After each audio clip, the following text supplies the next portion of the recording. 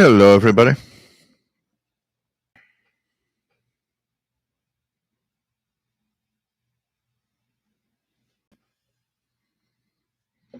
Hope everybody's all right.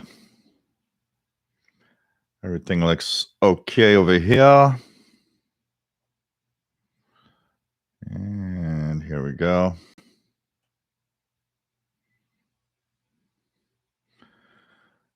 I've conveniently placed a couple of things in the area here. So the clone, the Malahit Malachite clone, that's little DSP thing. And of course, the brand new Sangean ATS 909X2. We're going to talk about all three of these today. I think it's going to make for interesting discussion. All of them are right now on the MLA30, thanks to the multi-coupler that I have. And of course, the RSPDX on the screen is also on the MLA30. So all four outputs of the multi-coupler are being used as we speak, which is really cool, giving great performance. Let's open the beer. Yes, today's beer. It's FMA, which is it's a sea buckthorn berry beer. So this is going to be interesting to see what it's like, and try not to break anything while we open it. And here we go. Youch. That sounded pretty cool. And let's pour the beer.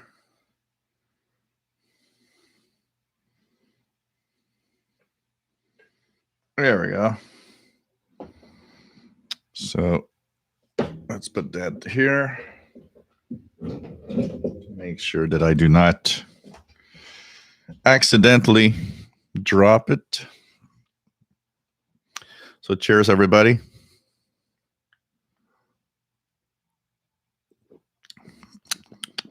Pretty good. They actually, I was looking at the beers. So, you know, I get the Fin du Monde, which means the end of the world. They have a new one. It's called in French, "Ce n'est pas la fin du monde," which means it's not the end of the world. The reason I didn't take it is because it's an IPA, and I do not like IPAs. I have a hard time with IPAs, so I stayed away from it. But I thought it was funny to see that they had made one that it's not the end of the world. So kind of funny here. So welcome aboard, everybody. And this is a live show. We are here twice a week. And we are here on Saturday at 4 p.m. Eastern, 20 hours Universal Time. We're also here on Wednesday, North America. But it's technically Thursday for a lot of people at 8 p.m. Eastern, 0 hours UTC Thursday. And we talk about radio, and we have fun with radio, and we just enjoy radio. That's simple as that. Nice to have everybody here. And of course, we're going to talk about a few little things today, radio-wise. We're, of course, going to continue and answer questions and stuff like that. So this is cool. My name is Gilles. I'm located in Montreal, Quebec, Canada, northeast part of North America. And we talk about shortwave radio in general. And we are just big fans of radio, amateur radio. And we, like I said, we have fun with radio. Happy International Marconi Day, everybody. And there's a lot of stations, special event stations on the air actually today. And if you've seen the special International Radio Report YouTube show that we put up, the show is talking about this event and what you can actually listen to. So it's pretty cool. And so I don't know if a lot of you have been going through the amateur bands to find some of these stations. One that I would have enjoyed listening to or hearing is VO1 IMD out of Signal Hill in what is it? It's Newfoundland, I think, or Nova Scotia. I don't remember the exact place. I think it's Newfoundland, Signal Hill, and that's a Canadian one that is participating in the International Marconi Day. And of course, there's a lot of stations around the world that are participating. I was listening to a few of them from the United States yesterday. Last night, heard the one in Cape Cod. So pretty cool. And lots of stuff to listen to and having fun with radio. We are on the possible verge, because yesterday conditions did deteriorate. We did get to a G1 class storm yesterday. And things have quieted down today, but we're thinking that maybe tomorrow we could have up to a G2 class geomagnetic storm due to one of the solar flares that happened this week with a pretty active sunspot on the sun right now. So we'll see if conditions degrade tomorrow. Don't ask why.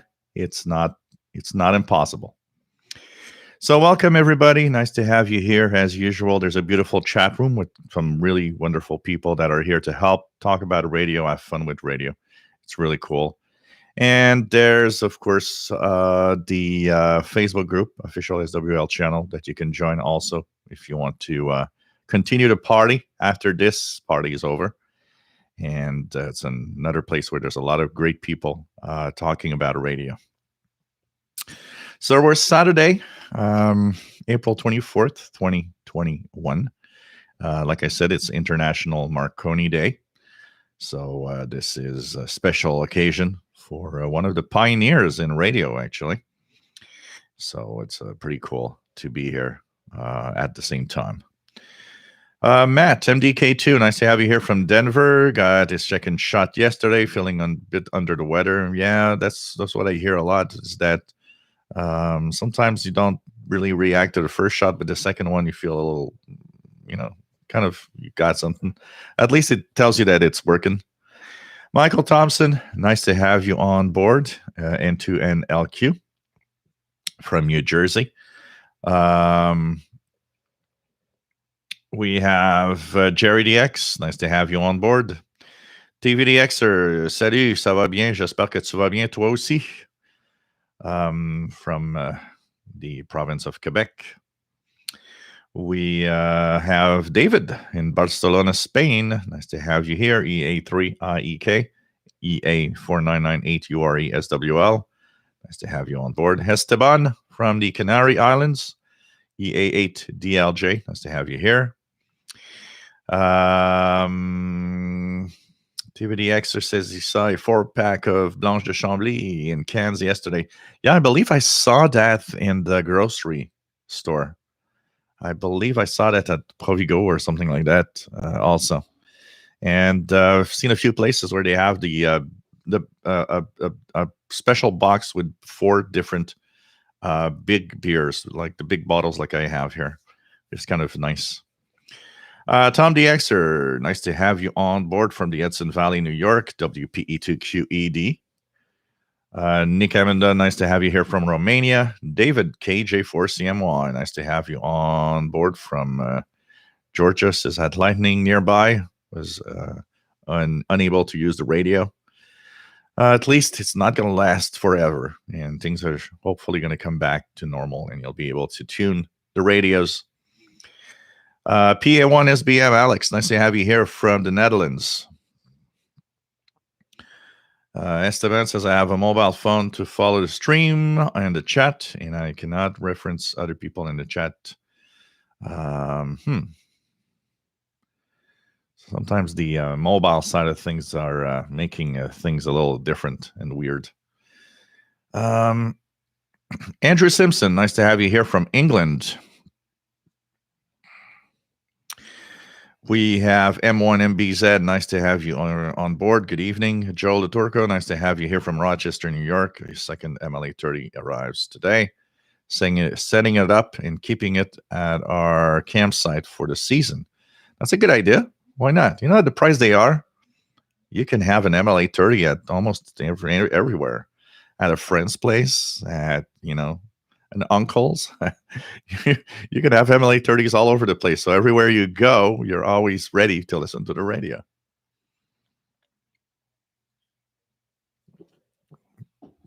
M1MBZ was enjoying some good gray line propagation in the UK this evening. Cool. Joe Tyson, nice to have you here from North Carolina, KM4WRQ. RJDA Dakota, nice to have you here. Nice to have you on board as usual. Paul the cat is sleeping in the bedroom right now. He was sleeping in a chair here, but I bumped the chair like 2 or 3 times while I was setting up for the live show. And I think he got tired and it was like, okay, got enough of this. And he went to the bedroom instead. PLF Radio, nice to have you on board. What are the signals on my SDR Uno screen? That's the 25-meter band. So there's a couple of high peaks for Radio Marti, 12050 WEWN. I've got something on 11.6, what looks like 11.670, which probably is Cuba. And we've got some smaller lines also popping up. There was a big fat DRM signal a little earlier, just as I started the show, but it's gone now. I broke YouTube last Wednesday night. I think maybe my camera's cable, where it actually comes out of the camera, is maybe starting to get a little flaky. Because I moved the camera, and as soon as I brought it a little closer, it's either that or the USB port, the USB cable itself from the computer and the connector moved, and it lost the camera. But the problem is I'm using, I need to change that. I'm using the browser. I'm using Google Chrome to actually stream. And the problem with Google Chrome is you have 0 settings. It's once it's started, like there's nothing you can do. You can't, if you plug back the camera, it doesn't detect it again. It's not like software. When I was using the software before that, I don't remember the name. At least when you plugged it back, the camera, it would detect it, and actually the stream would still continue. But on the Chrome stream, there's no way of saying, well, I can't find the camera, do something. So, I thought, well, okay, after doing, almost 2 hours, it's time to end. And so, it's things, these things happen, I guess. Mike, WDX50, nice to have you here from Northwest Arkansas. James Johnson, nice to have you here. We have Charles Williams, nice to have you here from San Diego. Niall Rigby, nice to have you on board. Neil Rigby, nice to have you here. Neil. Skip and 2EI, nice to have you on board from your temporary Myrtle Beach, South Carolina. Sounds nice. Are you there just for enjoying the beach and a little warmer weather? I don't know how warm it is in South Carolina today, but hope you're having fun and hope you got a radio with you. Lou Porras, nice to have you on board. David Spears, nice to have you here from the UK. And L13851, good evening from the Netherlands. We have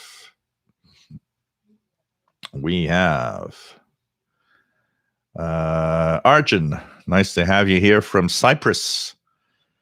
Today's Figures, nice to have you on board. Eyebrower, nice to have you here from Arkansas.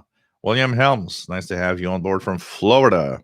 Parag Nolan, nice to have you here from Ireland.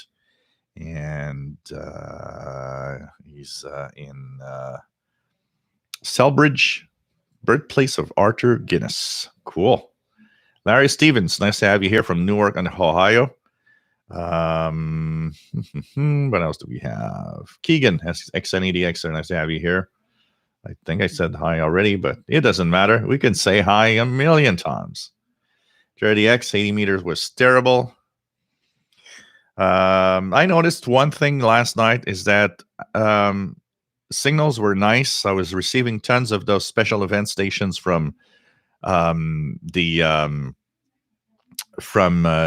International Marconi Day, and in like 15 minutes times, it went from it was nice to it was crappy conditions, and even playing with the radio.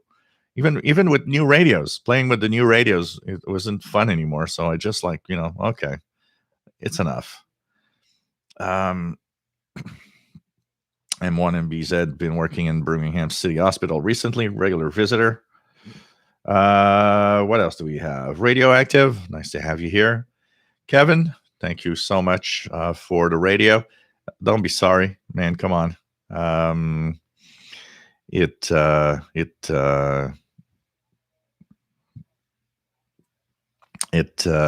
still is, what I'm going to do, Kevin, and thank you so much. Kevin is the hero behind the St. Jean ATS 909X2 that I got. So firmware 070. What I will do is I will be making some videos in the next weeks, maybe 1 week or two. And I will be contacting St. Jean to see what's the procedure here in Canada to send it in, to have it upgraded, and they'll send it back to me. Apparently, it's not very complicated, so I'll do that, and I'll talk about it when it's upgraded afterwards, and see if I could spot some differences. But no, don't worry about it, Kevin. You're a national hero. You're the hero of the shortwave channel. Jay Watterson 69, nice to have you here. What else do we have? JRDX Titanic had a Marconi Morse code radio. Yep. And what else do we have? David Rona, N9QNZ. Nice to have you here. Andrew David from Saranac, New York. G0TUE. Nice to have you here from the UK. The Porus is in Norway. Cool. Nice to have you here. We have, let's check it out here. N6 RLS, Robin, nice to have you here from Berkeley, California. And says, listen to the Wednesday, Thursday/Thursday show right into this one. Cool. That's a full day of show. And it was pretty interesting on Wednesday. We had a really nice discussion on why not, or each opinion on, why shortwave broadcasters left and not, and does the internet have an impact? It was a very nice discussion, actually. It's always fun to have people that, we all give our 2 cents worth, and it's pretty cool. KJ Walda, nice to have you here from the Netherlands. Miki Delnage, nice to have you here from Sherwood Park, Alberta, Canada. Jeff Williams, nice to have you here from Southwest Cornwall in the UK. Steve Seidel, nice to have you here from Davenport, Iowa. How common is narrow FM and where is it used? Narrow FM is everywhere except in the FM broadcast band. In the VHF, UHF FM mode. Amateur bands, the weather channels, the whatever utility you'll hear, whatever, railroad stuff, whatever you're listening to, it's narrow FM. The only exception is the air band for airplane communications, which is in AM, but pretty much everything else is narrow FM. And in the shortwave spectrum, there is some narrow FM that you can listen to. There's the 25 megahertz range, between 25, 26 megahertz. You'll have sometimes studio to link transmitters. I've heard a lot of those over the years. You hear them, what they do is, stations, a lot of US stations actually have that. They broadcast to the transmitter site. We're using a small low-powered FM transmitter. And actually, when propagation starts, sporadic, E-skip, whatever, they actually propagate. I remember listening to a couple of stations in Texas. I remember listening for a long time to WFLA in Tampa, Florida. That was on 25870. You also have some narrow FM and some CB stuff in so especially here in the UK. So I'm in the UK. Sorry, in Iowa. I don't know why I said UK. You're in Iowa. So if you hear transatlantic CB 11 meters stuff, you'll have on 27 megahertz. There are some FM stuff coming from Europe in the CB range.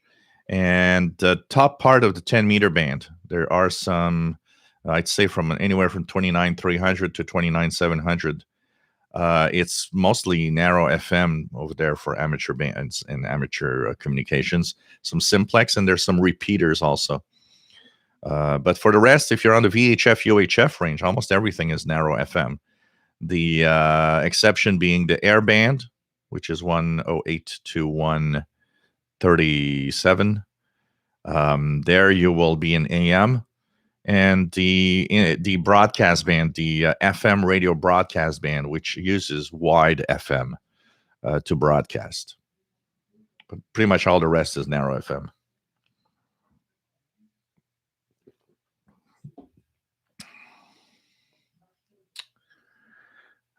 John Doe, do you have any thoughts on Brother Stare broadcast after October? Will he go dead air? I know that there are some things that are changing because WWCR seems to have less airtime. I noticed that there's a less. Some of the frequencies of WWCR aren't broadcast for very long. Instead of like all evening, like 6115, for example, it's there for a while, but it's not there all evening like it used to. And I don't know about WRMI. I haven't checked too much. But I think it's already started that maybe there's a little bit less happening. The Vaults, nice to have you here from Latvia. Always nice to have you on board. Let's try to catch up where I was. There we go. PLF Radio, bonjour et bienvenue. Glad you get your new radios, NGN ATS 99X2 and the SI 4732. Yep, I was so surprised because the SI 4732, I got a refund. It's been like 3 months. I told the guy, like, forget it, you know. And the thing is like, you know, I'm never gonna get it. And he had to send it twice because of the battery thing. So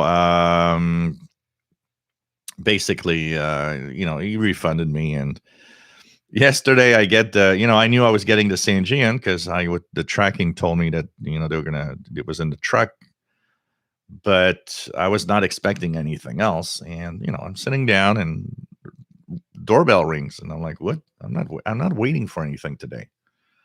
And I go down, it's a little box, and I'm like, look at that. I'm going to bet you that that's the SI 4732 receiver. That's the first thing came to mind. And I opened the radio, and yes, it was. Yeah, I know Vaults. OBS is used by a lot of streamers. I need to check it out and set it up. I use it for screen recording, but I never set it up for streaming. I need to check that out. John Doe, keep the radio videos coming, and hopefully Sanjian will come out with a version 074 that fixes all of our problems. Yeah, I don't know.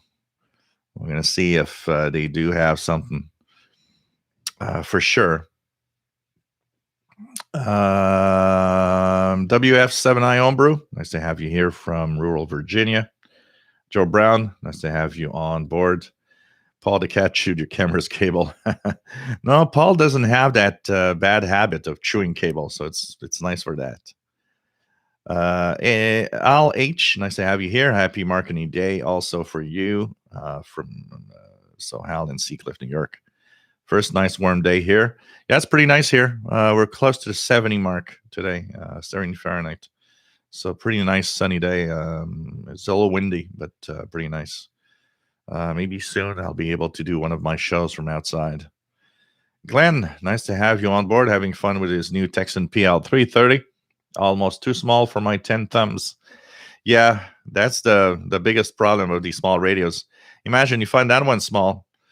You should get yourself a Texan PL 368. That's even more jam packed with the buttons.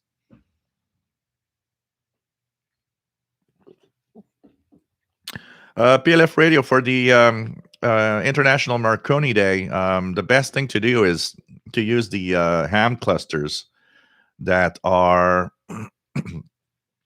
giving out the different stations on what frequency. Because since it's amateur band, there's not fixed frequencies that they use. They move around, and there's dozens of stations that are celebrating it from different areas around the United States and Europe and the world. So the best is to use, I use DX Fun cluster because I like that one. But any clusters where you see the amateurs stations going through, and you'll see the ones that people often put notes and say, oh, this is an International Marconi Day station.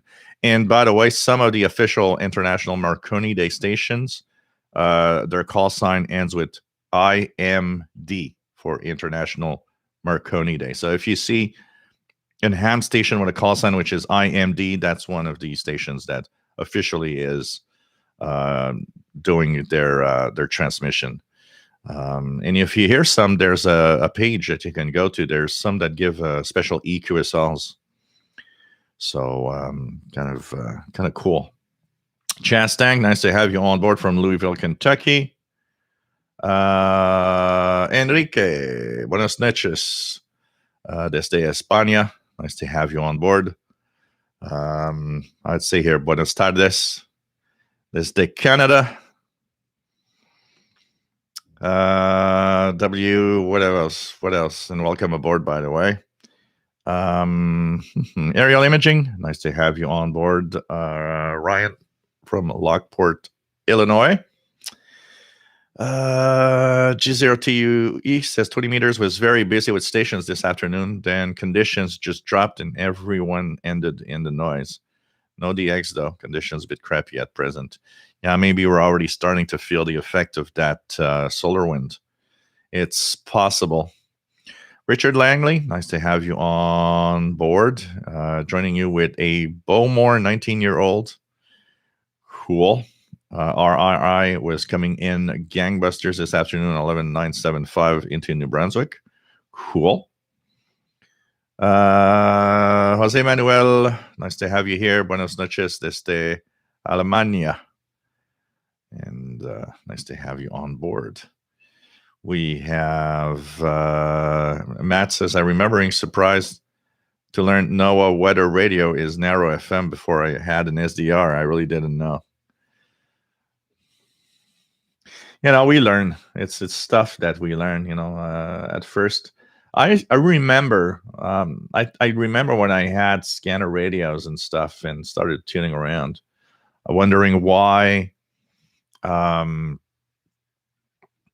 think it was the Pro 2006 when I tuned. I remember thinking, oh, this is cool. It's the first scanner radio I have that actually has the FM radio band on it, FM broadcast band.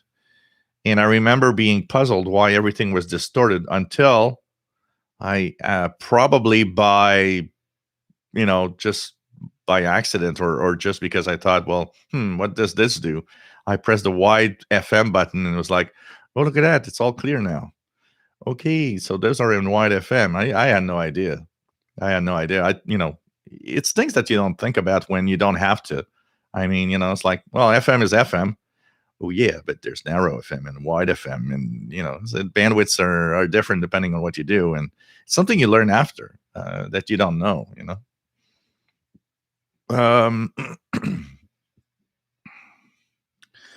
What else do we have? Of course, listen to church stuff from UK here in Norway on good days. So yeah, because there's sometimes there's these weird transmitter. FM transmitters and stuff that can be in there that give you, these weird transmissions of stuff that you didn't even know. Matt says East Coast folks in North America can DX Irish churches on 11 meter when the solar cycle is peaking. So that's what he was talking about. Pierre Frazio, the Texan H501X will be available around mid-May at Anonco. Yeah, we're gonna see. I don't know. Should I get one or not? That could be one. RFA Radio Free America, Sangean 909X2, the best looking radio out there. Shame about bugs in high price. Yeah, we're going to talk about it because I might be giving the impression that it's bad. It's not bad, and that's not where I am at with it. Where my rants go mostly are on the lack of certain things, and it's weird. There's a few. I thought at first that the frequency on the single sideband was pretty precise. First signal that I listened to was on dot. It was on frequency, and then I started tuning around and realized, no, look at that. Here I'm 300 hertz off, and here I'm 500 hertz off, and here I'm only 100 hertz off. And it's almost as if it's as its own. It's mine on its own. It's weird, and I find that accurate frequency display is important. I've seen a few posts yesterday. It was like, well, we in the days of analog radio, it wasn't that. We didn't really care about it. It's like, yeah, but we're not there. We're in the days of, radios that have frequency display that could be extremely precise. It's important for a radio to be precise. Especially, if the Texan PL 330 would be a little off, I would say, well, it's a $60 radio. But at the price of the Sangean ATS 909X2, that's no excuse. There's no excuse that it's off. There's no excuse that it's off. It's like the Texan PL 680. When I got it, it was about a kilohertz off. And, it was a little more expensive. It's not the cheapest of the radios. So I thought, no, there's no excuse that it's off 1 kilohertz. I'm sorry. No excuse. Not today. Not today. Not with these radios. Like I said, if there was a really cheap one, yeah, okay. But no, there's no excuse that this thing isn't precise on its frequency display. Mobile Armored Strike Command. Nice to have you on board from Boulder Hill. Canadian Radio TV guy. Nice to have you on board from Sherwood Park, Alberta, Canada. RJDA Dakota. PL368 export version is apparently possibly sometime in the month of May, which will also coincide with the Countycom GP7 SSB, which is going to be the Countycom version, which will be a little sturdier. So this is going to be interesting. The antenna apparently is a little sturdier, and they've done a few changes to kind of make it kind of a better overall radio. So that's going to be nice to see the changes there too. Rich, nice to have you on board from rainy North Carolina. Says Gilles, next time Sangean should talk to you before final release. Yeah. That said, the Texan PL 990X isn't perfect. There's one side that I like the Sangean on its single sideband reception, even though the frequency display cannot be calibrated, which gives points to the Texan 990X that does. You can calibrate it. What I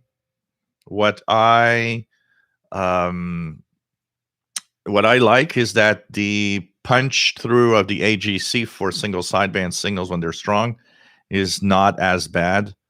While on the Texan PL 990X, it's a little, it's rough on the edges when the transmission starts. It could be tiresome if you listen to SSB for a long time. It's smoother and better. I like it better on the Sangean. That said, the Sangean's audio in SSB is kind of low. I was outside today, and for the first time, because when you're inside, you don't really realize these things. When you're inside, you turn on the radio and you just tune, and it's like, yeah, it's fine. Even a low audio radio is fine indoors when there's nothing else playing.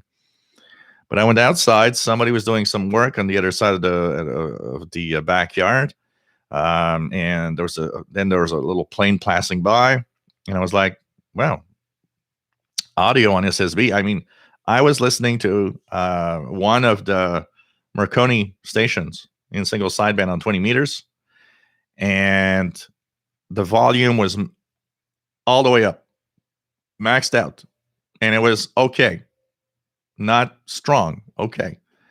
I took my PL368, and my PL368 halfway is already stronger in audio than the St. Gian. So there's a lag there. The audio should be stronger. There's a little something weird there. Some people are talking about some weird thing about upper lower sideband differences that I've not yet noticed. At least maybe I'll notice them.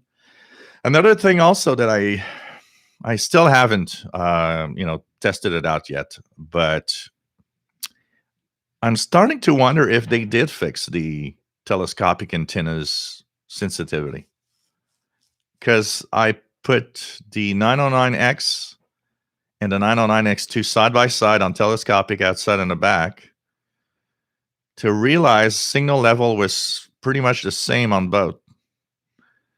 And it wasn't that great. And I actually took out my PL368 because it was conveniently close. It seemed to actually get the signal better. So I'm not sure they actually did fix the deafness of the telescopic. One thing for sure is that on the MLA30, when I use the outdoor antenna, it works fantastically well. It can't cope with strong signals that well. That's also, my Texan PL990X has not yet shown any sign of overload at all. Any sign. I haven't had, and the 49 meter band is where I get most of my overload because of the US broadcasters. On the Texan 990X, I've not yet had any overload. St. Gian ATS 909X yesterday 2-3 times. It does a weird stutter. It's like if it's losing its lock on the frequency when signals near, or even the signal you're listening to is too strong.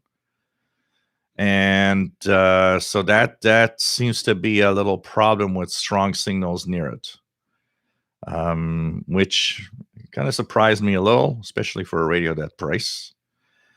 That dreaded, I don't know who decided to do that automatic bandwidth thing. What a crappy feature. I mean, you wasted money not only doing that feature, but adding a switch on the side of the radio to turn it on or put it manual. Hey, St. Gian, who the hell decided that thing? It's horrible, and it should not even have been there. And all I could say is, why didn't put that money into bandwidths on single sideband? You're stuck with one bandwidth on single sideband. It is a problem. It is a big problem if you're a utility or amateur radio listener. And that, I would actually say, you listen mostly to ham radio operators and utilities, stay away from the St. Gian, because one bandwidth, only one. What are these guys thinking? You've got a selection of bandwidths in AM mode, not an SSB. Why is that? I don't understand that at all. It's a nonsense. It's so weird.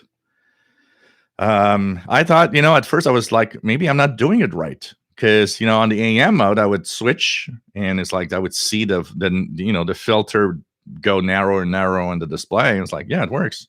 I'd go to sideband, and it was like, what does it change? Is something else that I got to do? And then I started looking at the manual, and it's like, oh, no selection of bandwidth in single sideband. That is nonsense. A Texan PL330 that costs $60 has a selection of like 6 bandwidths. I don't know, but that's a weird one also for me. There are a few things like that. Yeah, but it's still not a bad radio in itself when using it. I mean, you could take it with you and go out and spend a full day listening to shortwave with it, and you're still going to have fun. You're still going to have a great radio to listen to. The audio quality is good. It's not bad. It's actually good. But I prefer the one on my 990X because it has more richness in the bass level, and I like that a lot more for program listening. But the audio is good. It's I'm not gonna complain on the audio side of the, except too low on single sideband once again. So there's a few things like that. Telescopic antenna is long. It's pretty sturdy. That is where maybe the Texan PL990X they could have done better. The 990X antenna is very long, but man, the last two, don't collapse it with your hand like this, because the last two sections are so thin that just doing that is going to bend. It's going to bend immediately. You got to be careful on the 990X. It's a little better. It's better on the CNG, and the antenna is a little sturdier. It's a little thicker, so there's maybe less chance of breaking it. Although if you're not careful, Um, so it has its flaws, but it still works well, and it still gets what you're going to get. And there's no not hearing anything on it that you would that you will not hear on another. And if you have a 990X and you hear something, you'll hear it on CNGN. That's for sure. That's for sure. But it's mostly because for the price. It's a very beautiful radio. I mean, it's extremely beautiful. It's probably the most beautiful receiver. That's for sure. No doubt about it. On the looks, they got it. PLF Radio, yeah, one of those. Any cluster that you have where amateur radio stations pop up in real time works. All of these work. M1 MBZ is hearing something on 10051. Yeah, that is probably Gander. That's the only station using 10051 with weather. So you were hearing Gander, Newfoundland, Canada, possibly. Canadian Radio TV guy, that auto bandwidth on the CNG 909X2 is definitely bizarre. I know it is, totally. Darren Rogers, if I order Texan PL330 from an Onco, I hope they keep my information secure. Never had any problem with an Onco, and I've ordered from an Onco for years. And I'll add to that I'm not more scared of an Onco for personal info than any other company. I'm scared of personal info with Amazon. So and anyways, if you pay with PayPal, they don't have a lot of personal info. That's the thing, also. John Doe, can you explain why we need automatic bandwidth filter? Automatic, we don't need. We need them manual, and that's it. PLF Radio, do you think there were quality control issues with the CNG and ATS 909X2? I'm more on the impression that it's not quality control issues. It's more whoever designed it was not necessarily the best guy to design a shortwave radio necessarily.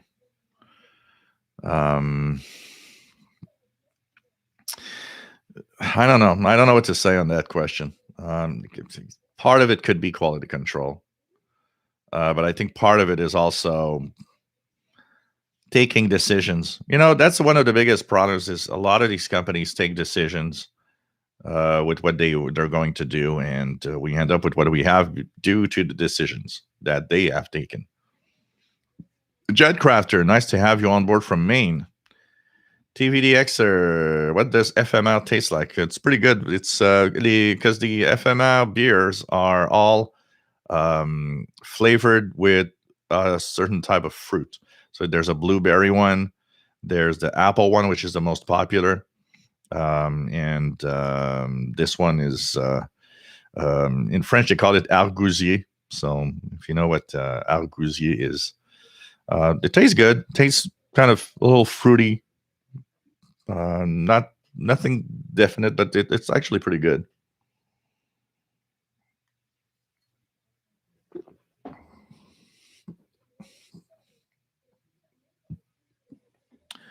J.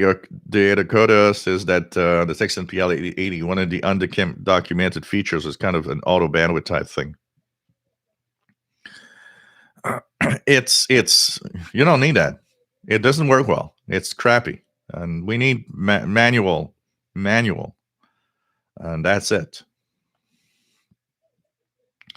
G0TUE says worked HA230R, the Hungarian Amateur Radio Society. Oh wow, pretty cool. 20 meters special event. I for 230 years of Samuel Morse. I heard last night. Heard Venezuela. We don't hear Venezuela a lot lately on the ham bands. There were a lot of Venezuelan stations before, when things went better. We would hear Venezuela all the time, and since things have been going kind of iffy in Venezuela, we don't hear a lot of them. And heard one last night, which was celebrating. Was one of the events celebrating something that I don't remember, but it's been such a long time since I had heard Venezuela and the ham bands. Hey, Kadarius, nice to have you on board. Denis Lacroix, salut. J'espère que ça va bien. RJDA Dakota, if CountyCom gets this, then this should become interesting. Yep. And they actually told me, Nick at CountyCom says that I should be having one of the, when it comes out, they're going to be sending me one so I can play around with it and talk about it. SV O'Rourke, nice to have you on board from Hawaii. Got Radio New Zealand on 11725 this morning. Cool. Danny Shortwave and Radio DX. Nice to have you on board from Yonkers, New York.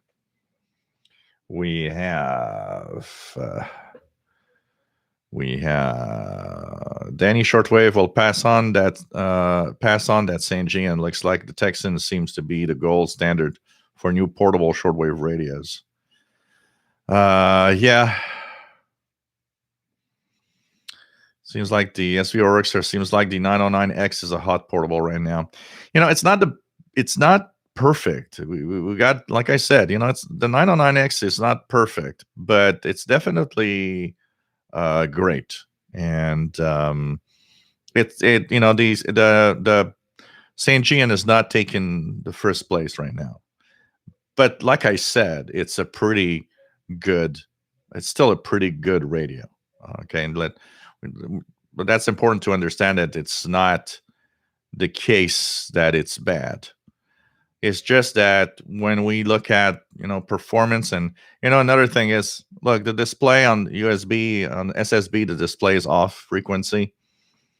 At least on the 909X, you can go and calibrate it. That's also something that should have been in there. I mean, Darren Rogers, has anyone ever had any problems ordering from an Onco, or if you had any question for them after you receive your order? An Onco is the best place to buy Texan receivers. I can tell you that. Anna is super friendly. They always have an answer. They always have something. It's the best place to buy Texan receivers. Robert Osborne, nice to have you on board from Niagara Falls. Spend the afternoon DXing and now going to relax with this cool stream. Cool. JD Dakota says the H501X, which is a monster. There are 4 speakers in this monster and 2 18650 batteries for reserve. Yeah, that's going to be interesting to see. It is a monster radio. And 6 RLS. I wonder if bandwidth on portable refers to audio frequency bandwidth, such as 6K bandwidth is really 3K USB plus 3K LSB and AM mode, not wide enough. Well, it's I will say that when I look at the all the DSP based receivers that use the same chip are using filters that I'm not sure if they are at the radio level or if they are at the audio level. Of course, you want to have them, directly at the kind of the IF level, the radio electronics level, because they work better.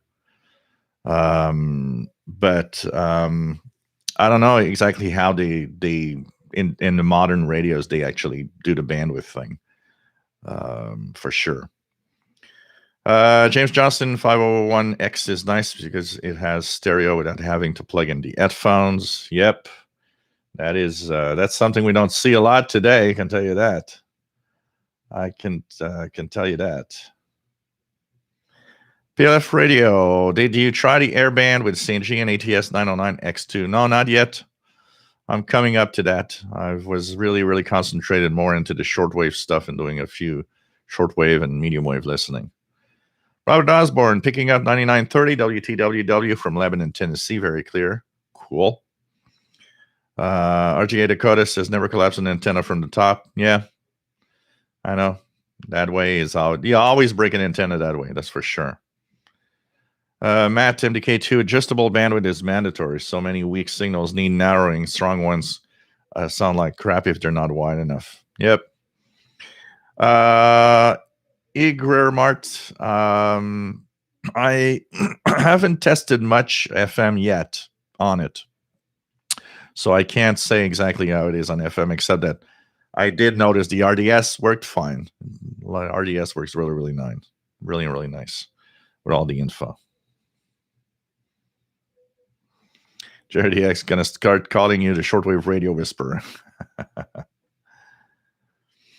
Canadian TV guy says Texan PL330 has 3 bandwidth settings in AM mode and 5 settings in SSB mode. So, it's kind of, they're cheap radios, Kevin, I shipped the radio with the auto on because I read on the Shortwave post it was an awesome feature. I thought Jill will know how to make it work. It's not a good feature. Even Dan Robinson, in his post at the Shortwave listening post, it says, "What the hell? Who the hell decided on that bad feature?"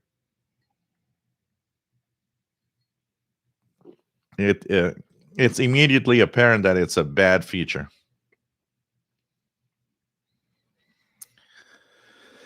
Yeah, a lot of unfortunately, a lot of companies take bad decisions sometimes.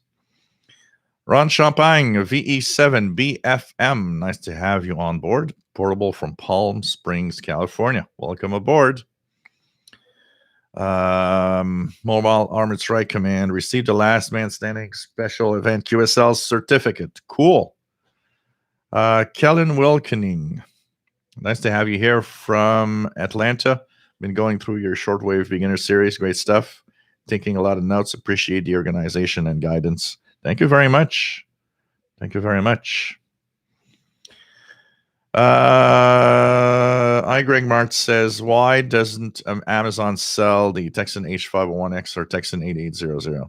Well, the 501X is not yet officially still there for release. It's very soon to be, but not actually yet. They do sell some Texan, but I noticed one thing on Amazon with Texan receivers.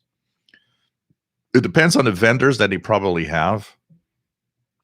Because what happens is a lot of the radios, they'll be there for a while, and then you search for it 2 months later, and it's like, oh, I thought it was on Amazon. And it was, but there's nobody selling it right now on Amazon. So it does happen. But most of the times when almost every time I found a Texan receiver on Amazon, it was always more expensive than buying it either from a non-co or on eBay from one of the Chinese sellers. So I've never bought a Texan actually from Amazon because they were always more expensive. Tim Lewis, nice to have you here, Tim. No problem for being late. Christopher, good evening. Great show. Just picked up a lovely Eddystone 840C. Great condition. Cool. Have fun. Pedro says, how the PL909 sounds in SSB. Like I said, that's where I have maybe positive points for the CNGN, is that on single sideband, The AJC harshness that you have on the 909 is softer. So it's easier on the 909. On the 99, I mean, these numbers are so close that it's difficult sometimes to. 909X2 is a little better, but what will push me to use still the 909X is that it has bandwidth. So if I want to narrow down to get a better listen, at least the Texan PL909X has the bandwidth, where I don't have any in single sideband on the same gene. All right, JD Dakotas has never said that I liked using it. It's just that the PL880 has this, well, as several other undocumented features. Yeah, I don't know. If it works the same, forget it. Sergio Cordero, buenas tardes. Nice to have you here, my friend. Did you keep any recording from Deutsche Welle shortwave station? There must be some. There must be some somewhere. Yeah, but it was, and you guys, by the way, about Deutsche Welle, it was so weird that other day when I swear for 2 hours, the interval signal on 11.810, it was 2 hours straight. It was interfering with the BBC. That was incredible. And probably coming from France, I would guess. Canadian Radio TV guy been sticking with his Texan PL 330. Seems to be one of the best portables out there right now, especially with SSB mount. It's definitely a winner, and for the price for and performance and features, it's totally amazing. I don't know. Alan Andelman show. Nice to have you on board from Charlotte, North Carolina. Totally agree. Unacceptable low SSB volume in St. G and 909X2. I'm returning mine. I've seen a lot of people, actually, by the way, that say, you know what, after testing it out, I'm returning mine. That's not good publicity for St. G, and I can tell you that. I think one of the problems that we have is that we know St. Gian, that in general, St. Gian for a long time had some of the great portables and great receivers. And when the St. Gian, the original St. Gian ATS 909 came out, which also came under the name of the Radio Shack DX398. It was expensive. It was on the expensive portables. It had, interesting features. But, immediately the first thing that came apparent for a lot of people was that it was a little deaf on the telescopic. I remember back then people saying, well, no, I'm returning it. It's deaf. And it's when you put an external antenna that you noticed, well, okay, on external, it's not. On external, it's actually working well. And you learn to live with the quirks. And over time, and, the 909X came along, which was very beautiful. 909 for me was disappointing. The 909X was disappointing because what do you expect of a manufacturer when they upgrade a version that exists already? You expect that they fix the bugs that the first version was plagued with.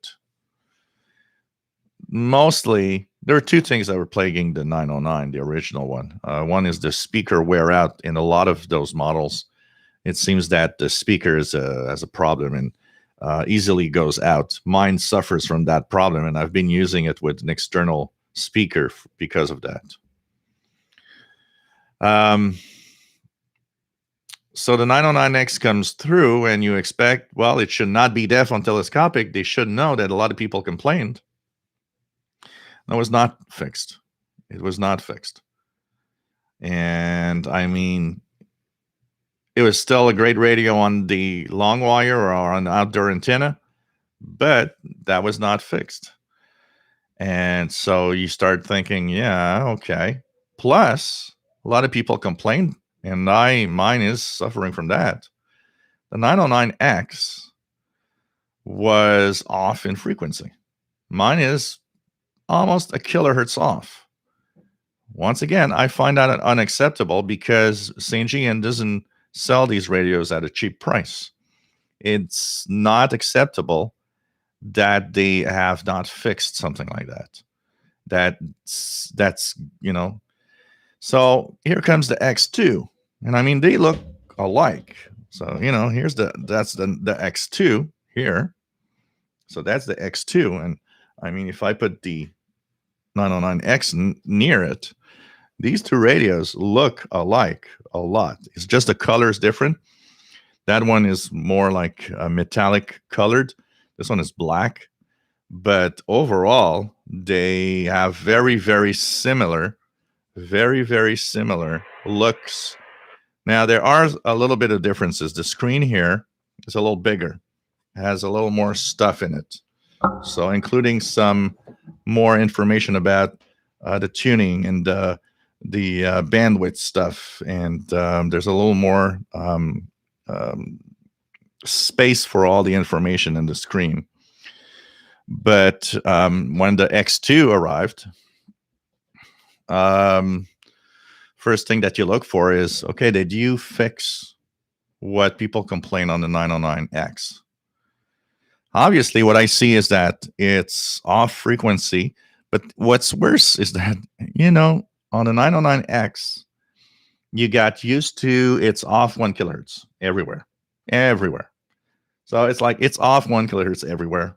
Well, you know that. You're always 1 kilohertz off when you tune single sideband. This is weird because it doesn't seem to be the same off frequency setting on different frequencies you're going to tune. Plus, I noticed that if you retune the same frequency 2 or 3 times, it actually is not exactly the same offset. It's as if it's like a random offset that it's off by you're perfect now. Oh, you're 100 hertz off now, or 300 hertz off now. It really showed yesterday when I was tuning the amateur band, because at one point I actually had to use my Texan PL 990X to make sure what frequency I was tuned to, because I wasn't sure anymore where I was tuned to here. So, that's important because frequency precision, when you want to tune something in single sideband, is important also because if you want to find what you're listening to, knowing what frequency you are, it could even make a difference in getting a QSL card or, in reporting. People are going to tell you, well, no, you're not reporting the right frequency. If you're reporting a kilohertz off, everybody's going to tell you, and that's not a frequency. It's a kilohertz away.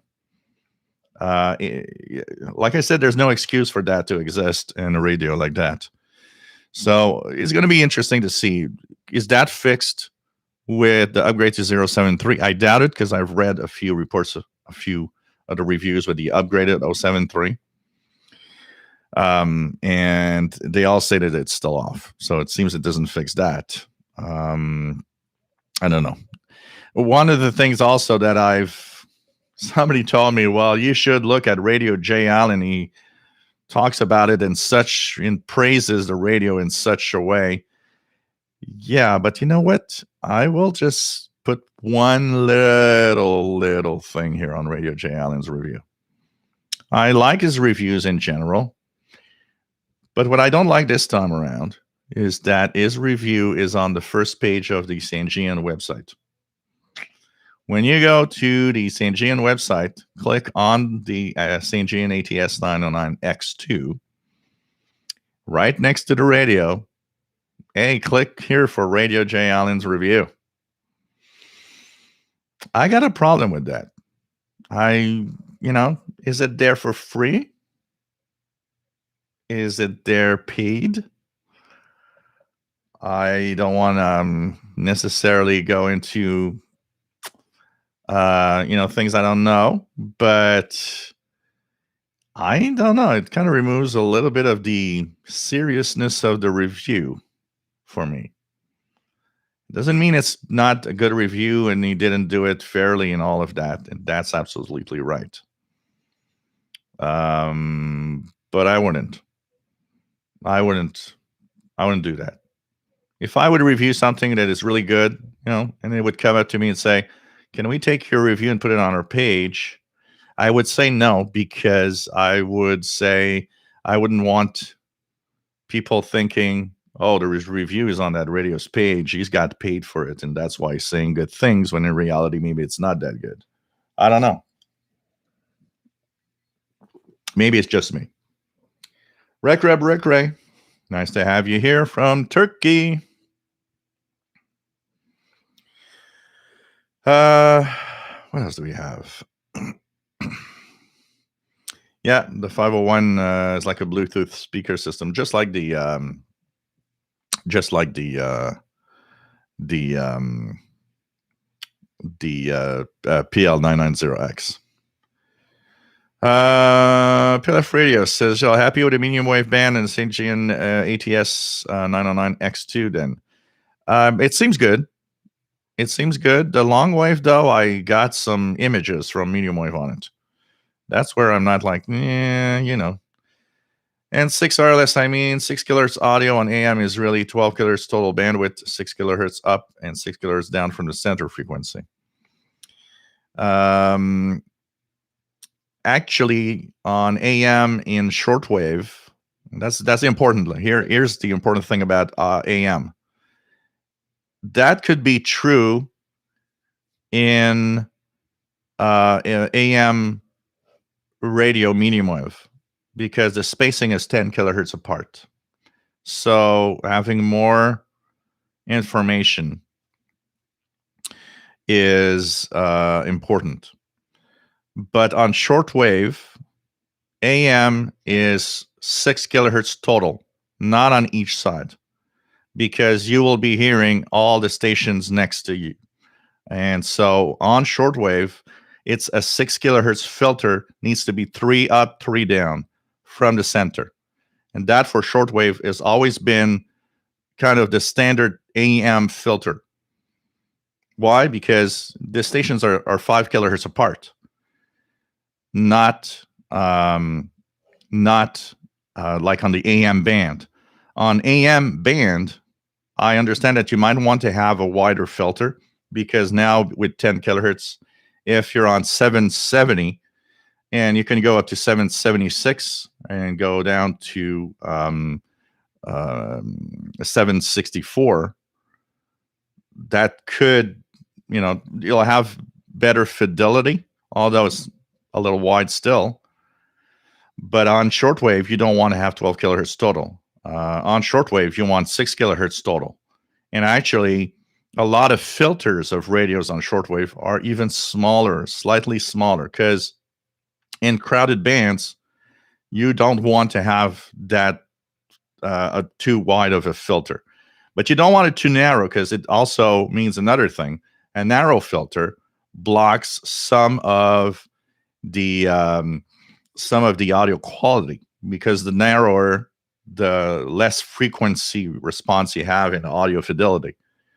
But on shortwave, you don't want 12 kilohertz. On shortwave, you want 6. And even often, I use 5 as a standard here most of the time, because I find that to be a little better.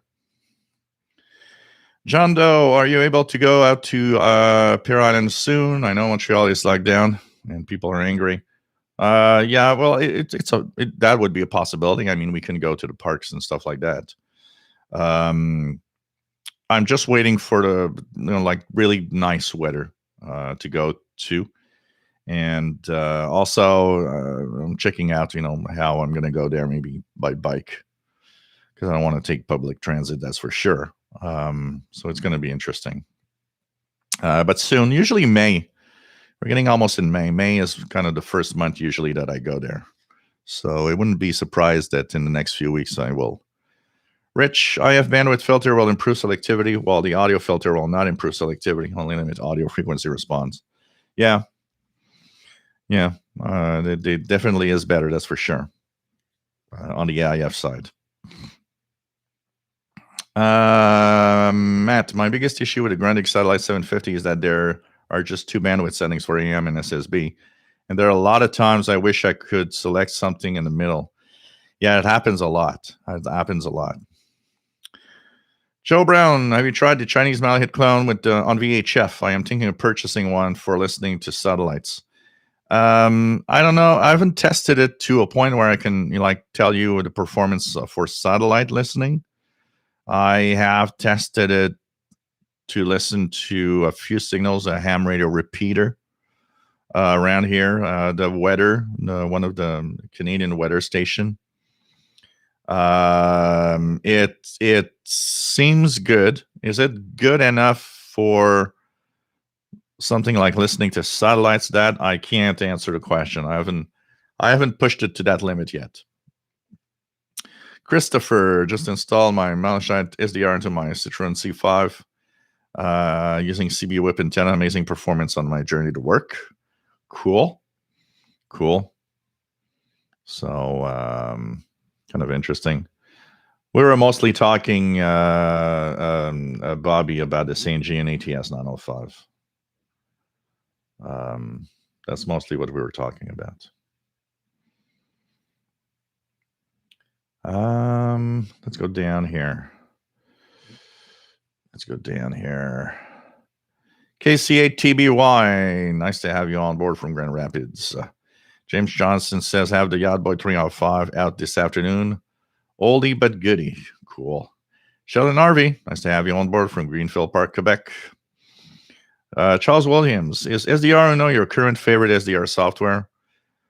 Pretty much, except that there are a few things that I enjoy more of SDR console, like the noise reduction feature. Seems interesting, more interesting on the SDR console. But if you tell me, okay, take an SDR software, we're going to play with radios this afternoon, I'll go into SDR Uno. It's the one that I am the most comfortable with. SoCal, nice to have you on board from San Diego. Robert Cross, nice to have you here. Rich, C-Crane, CC radios like the 2E and 3 Syngian design. Excellent performers. Yeah, for the DXer, the medium wave FM DXer. These apparently are very good.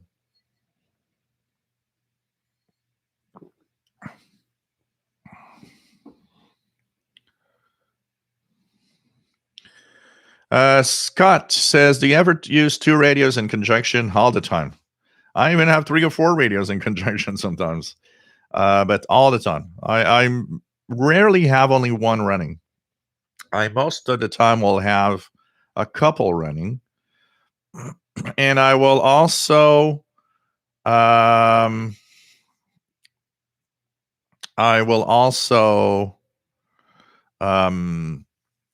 sometimes do it because I want to, for example, make sure the frequency is right.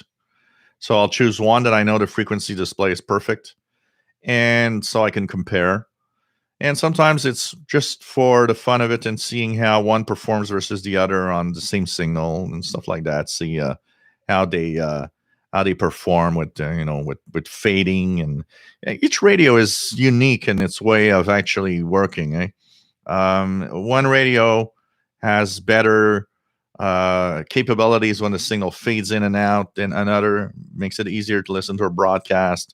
Another radio will be better for single sideband for some reason.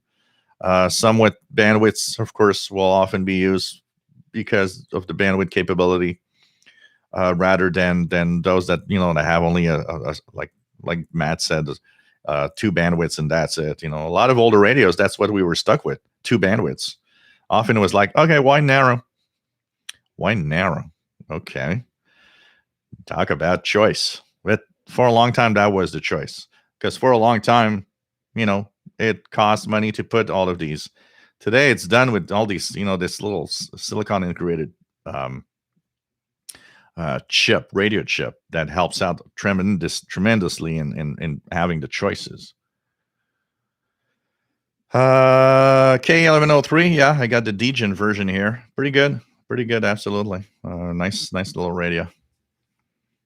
Canadian Radio TV Guide, the broadcasting announcement saying the Overcomer broadcast would continue with enough financial support from their listeners. Yeah, but there's some changes. I see that there are less frequencies with the Overcomer stuff. So I think maybe they're not getting all of the same broadcasts as before. Jonoff, is the Texan 990X a better receiver than the Sangean 909X2? Nice to have you here from Sweden.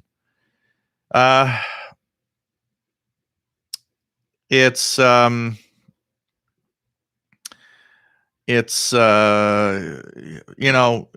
like I said, I prefer the 909X, the 990X. I prefer the Texan because of its sound quality and the fact that there's bandwidths and stuff. I like it better. It seems to also be better in, protection of overload from signals. I think the 990X is a better choice. But once again, like I said, there's a lot of drawbacks on the 909X2. But it's not a bad radio, and that's not the impression I want to give out. I don't want to give the impression it's a bad radio. Dan, nice to have you here from Ohio and 9WJZ. PLF Radio, the size and weight are different between the 909X and X2. Slightly different. There's a slight difference. Screen is a little bigger. If I look at the size itself, they seem to have used pretty much the same casing. In most cases, it doesn't seem like there's a difference. It seems to be really the same casing being used. And actually, when you look at buttons, if you look at, just the buttons, it's exactly the same buttons in the same position. So I would say they've used the same size casing exactly with the same buttons, but the buttons layout are different because there's things that are new here. For example, the first button on the X is the FM button. Here it's the airband button. So give you an example. Here if I look, there's just a lock button.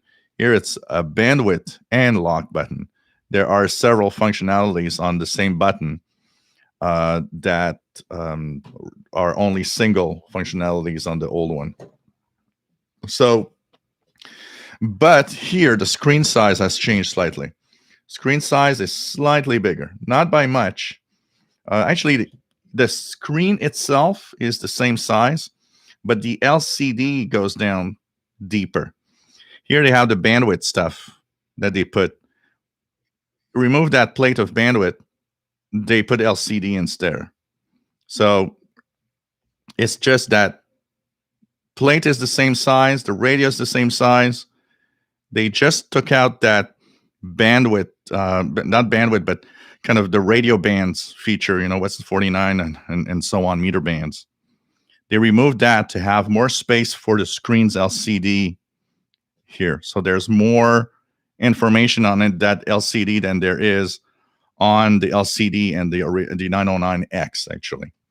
But the radio size is exactly the same. It seems to be they use the same casing, has the same 3 buttons on top.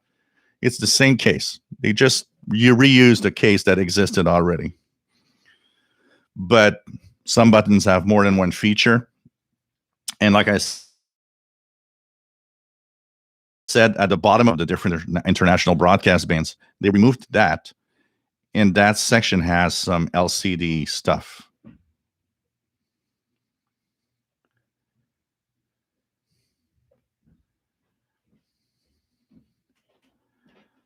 Apart from that,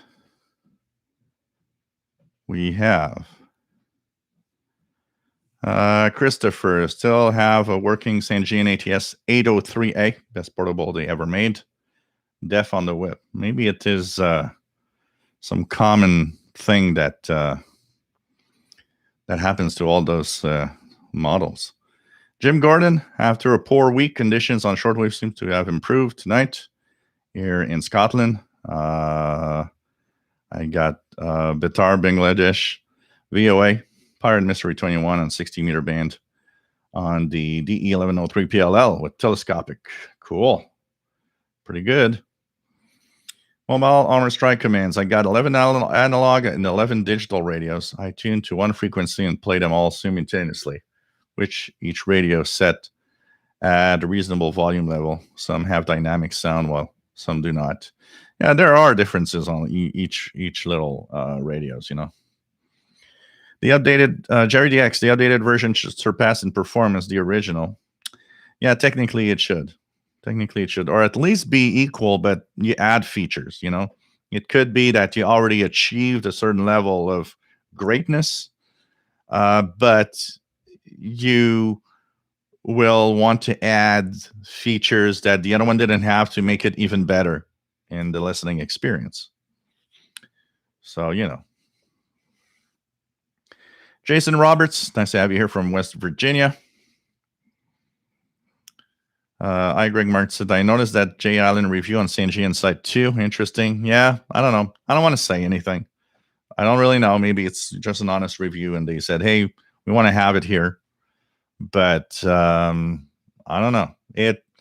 For me, it changes the importance of that review suddenly. You know, it's like selling your soul. James Johnson, nice to have you here from Florida, WA4493SWL, under tornado watch. Be careful, my friend. Stay safe. Jason Roberts picking up ham operator from Barcelona, Spain on 14215. Jim Gordon, looks like the 909X2 is not worth the money. Sanjian should know better for the prices that they're charging. You're right, Dad. Have no excuse. Texan's latest model seem better. I fancy the H501. There's no clones of the new Sanjian radio, Jerry. There are no clones of all these big portables. There are no clones of these things.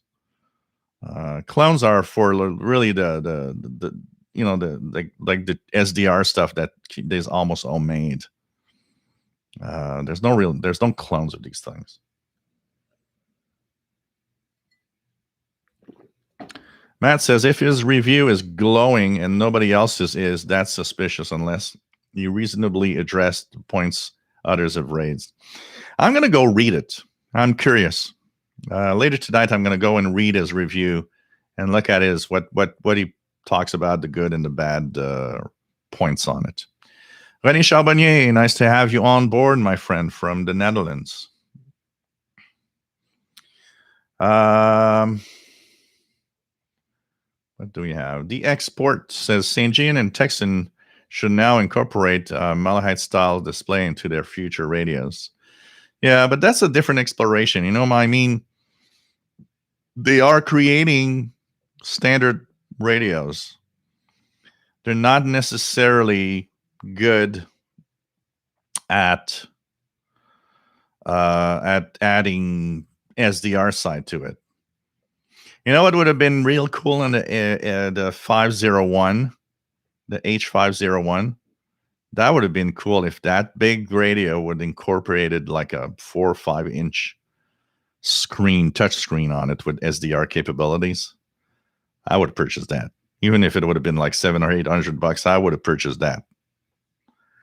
Urban Exploration Mexico. Good afternoon. Nice to have you on board, my friend. David, nice to have you here from Chicago. He still uses his Sony ICF 2010, and it's a great radio.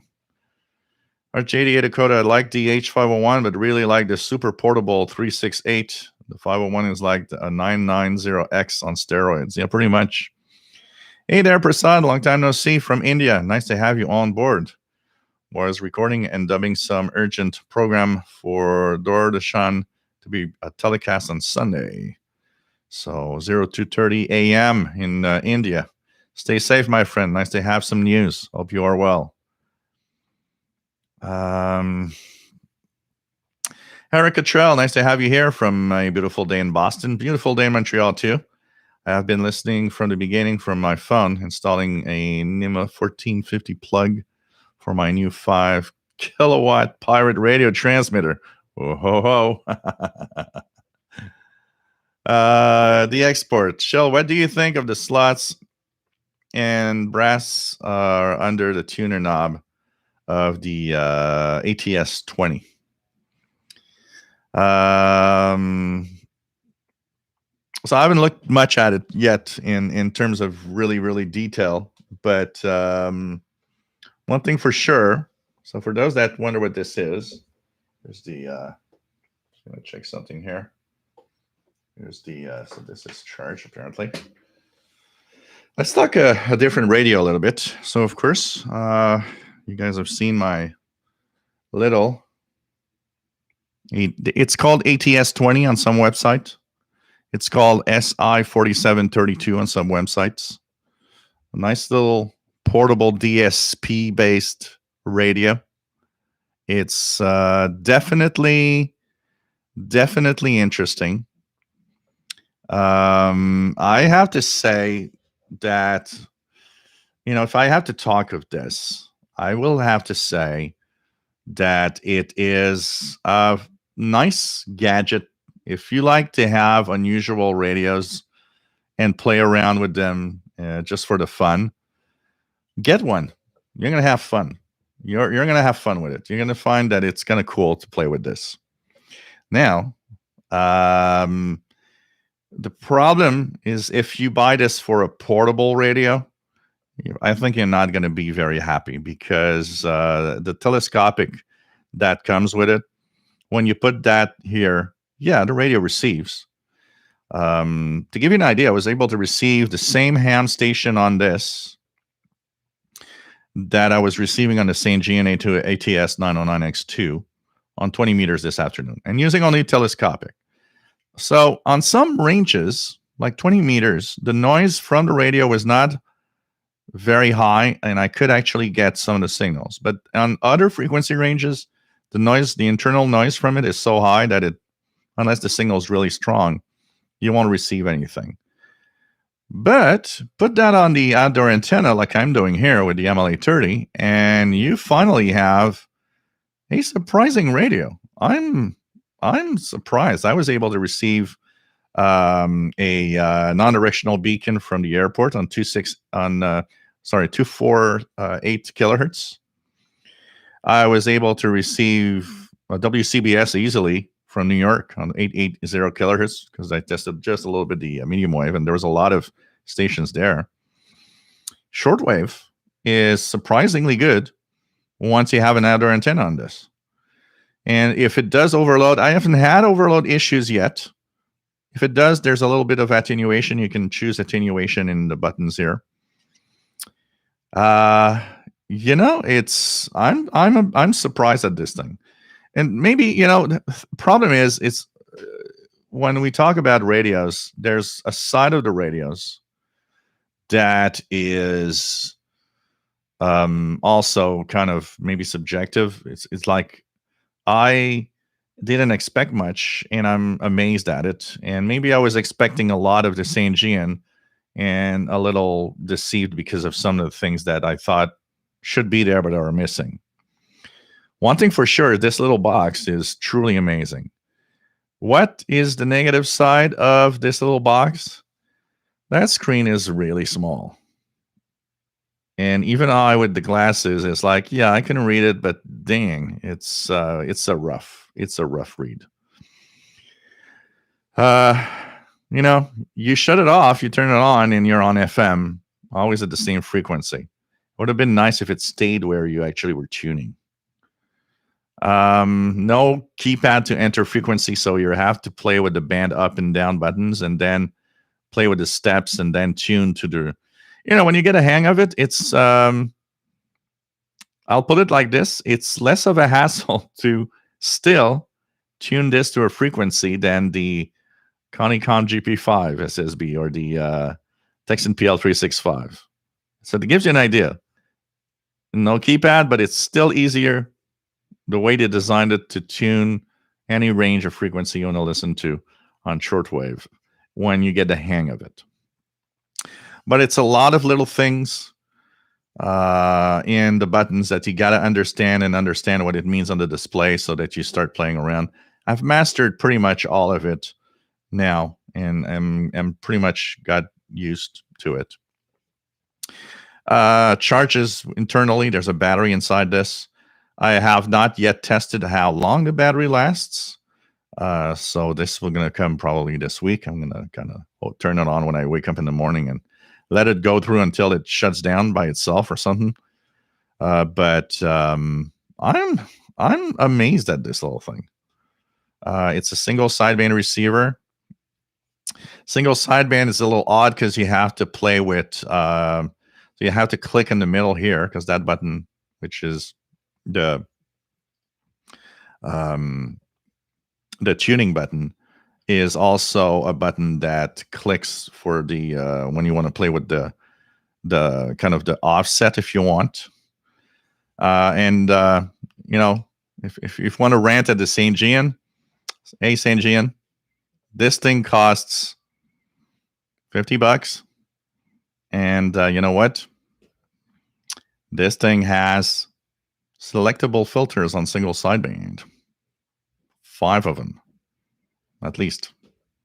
So come on, St. Gian, you couldn't put them in yours. I would say if you want this as a portable radio, forget it. You're not going to have fun.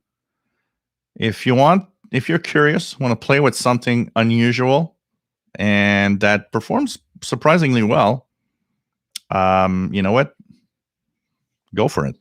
Go for it. I'm happy. I'm happy with it. One of those little unusual things that you get, and you're like, yeah. You know, same when we play with the other one is this. So if we look at the, you know, oops, press on the screen here. So of course, the other thing I've been playing around with is trying to not knock down anything. Of course, this famous little Malahite clone. You know, it has its flaws in mine, and the USB port is obviously not working. It doesn't even detect on the radio, on the computer. So there's obviously a glitch on mine that prevented it from working. I got it back working with my own little way of connecting stuff and opening it. You know, if it wasn't for that, the sound quality is amazing. It's kind of nice. If you can upgrade it, of course, with the software, apparently it's a lot better. But you know, I'm not, you know, I'm okay with it. It works fine, and at least I got it for free. So you know.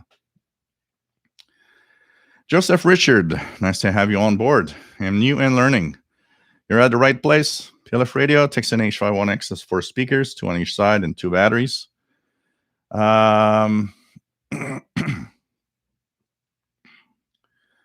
else do we have?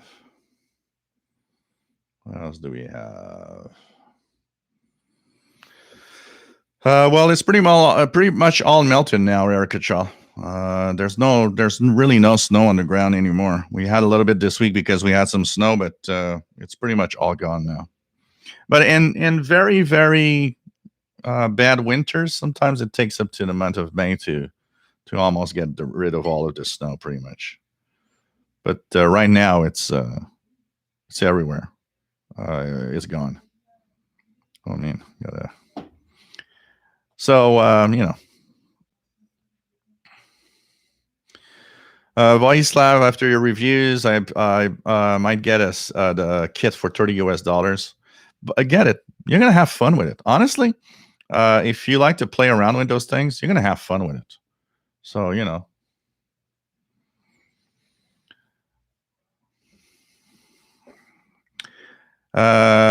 Helen Endelman Show says, I know it's been around for a while, but any thoughts on that Ethon Elite? And Elite 750, are they as good as when Greding made them?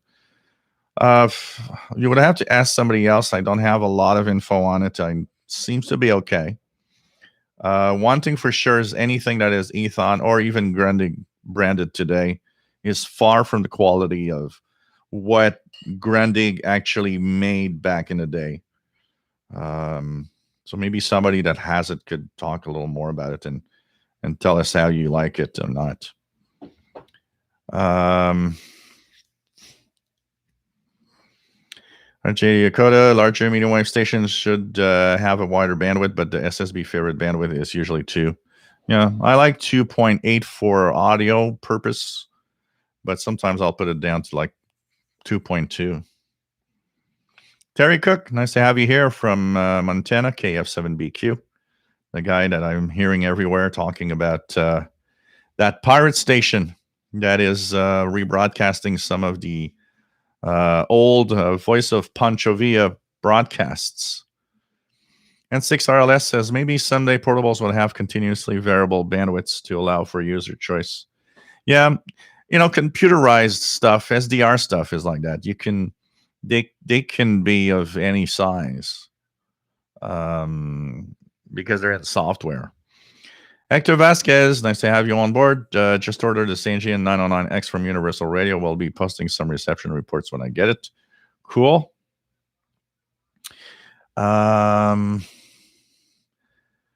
Christian, nice to have you here from Cleveland, KF6POE. We should turn all our radios on at the same time. I don't think I could. I'm not even sure I have enough batteries for all of them at the same time. What else do we have? Voislav SDR console noise reduction option NR3 actually uses neural networks. That's why it's so good. That's pretty amazing. I'm surprised at the quality of that one. I'm surprised at the Malahit clone here with the noise reduction it has, which is crazy also. What else do we have? So Hector Vasquez ordered the 909X2 from Universal Radio. Yeah, make sure you have the firmware version 073 on it. And if you want to know the firmware version of your CNGN, what you do is you press, when the radio is off, just hold the enter key, and it shows at the bottom. Yarabamba, nothing beats spring sitting on my yard back listening to Shortwave. It's always cool. Absolutely.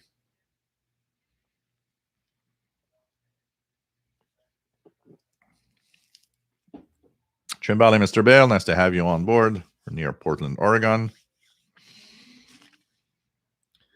What else do we have? Scooter Cranes. He said worldwide to get a communications receiver.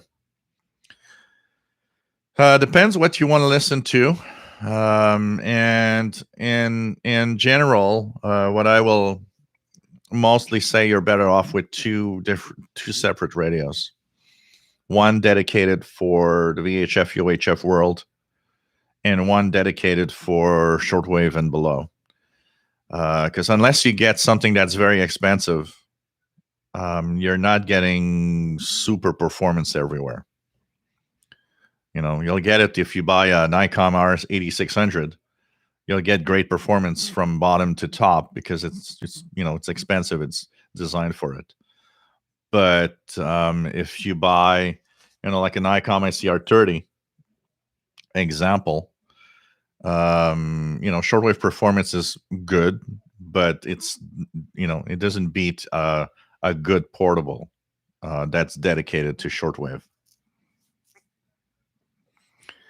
Mel, finally received my ATS 909X2. I like it. I have a question. Does the 990X have finger detent in the tuning and volume knobs? No, the 990X does not have any finger detent. Do I have it here in close? I thought I had it close. It must be somewhere near. Oh yeah, it's here. No, it doesn't. You have to. It's not. I get what you mean, because sometimes when you tune a lot, it's kind of nice to have that little finger detent, but no, it doesn't. Chris66, nice to have you on board from Kentucky. Franco AC, thanks for your tutorials and demo videos, much appreciated from the UK. Cool. Nice to have you here.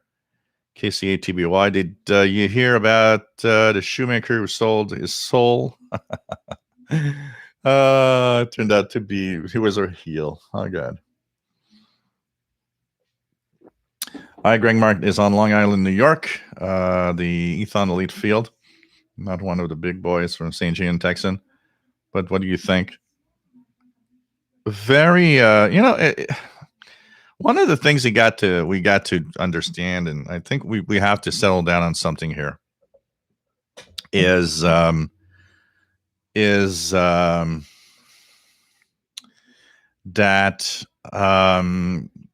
whatever radio you have, first of all, you got to understand that that's the radio you've got, and for the most part, unless you've got some really bad model, most of them perform well in general. So,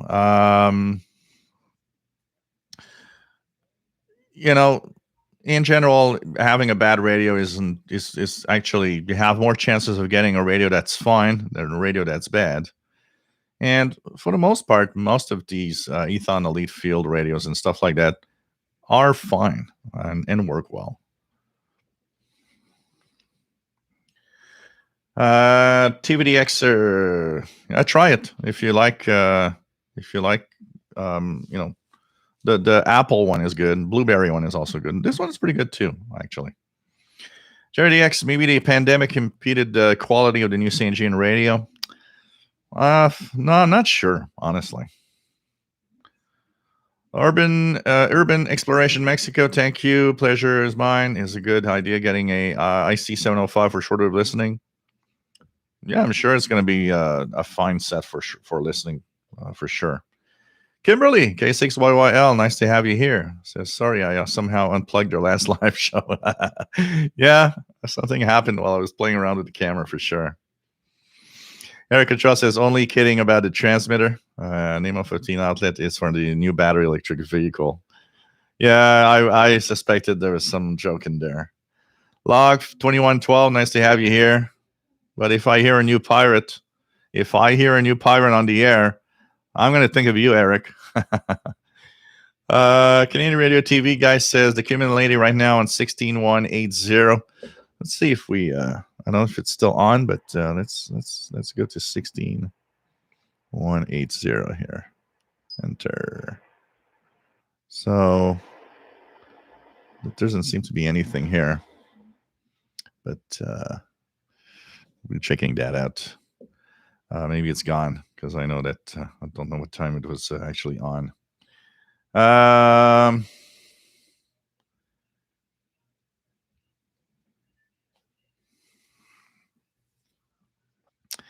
What else do we have?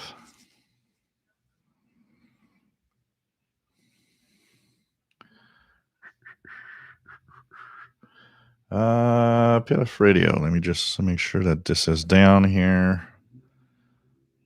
Oops.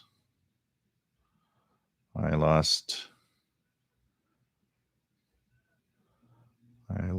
the chat. Let me just go back again in the chat room. For some reason, my the chat room didn't like me to change. Yeah, it has this some similarities. Absolutely, it looks like the same thing. What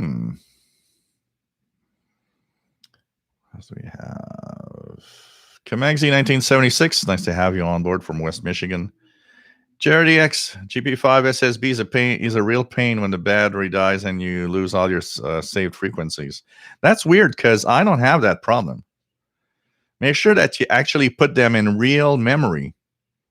The real memory saved places, not the, like there's two types of memory channels in the SSB or the PL365. There's the temporary place, like when you do a TM scan, for example.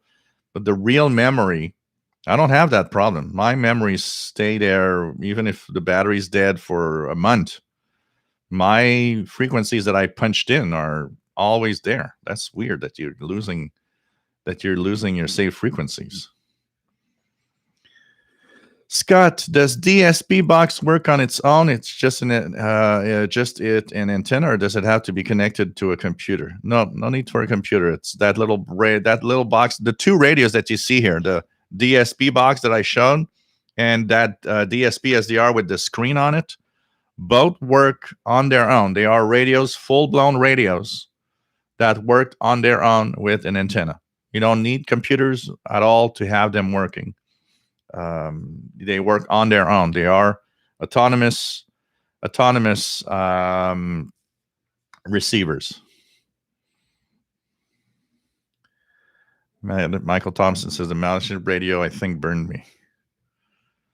Mobile Armor Strike Command has got over 4,500 SSTV images saved. Wow.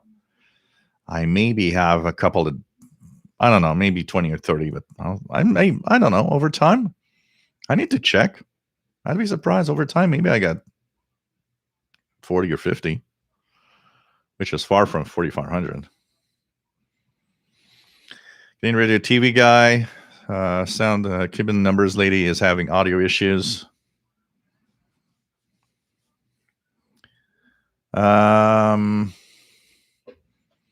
Todd, nice to have you on board. Just picked up a new Phase 2 handheld scanner recently from Amazon. Cool. By the way, guys, if you like to use software to decode stuff, the latest version of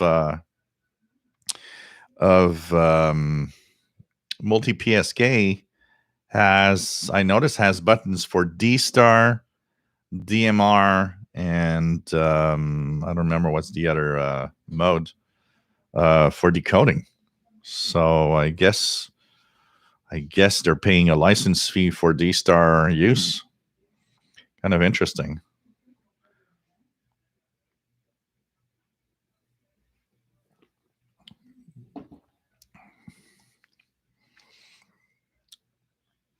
Jerry DX.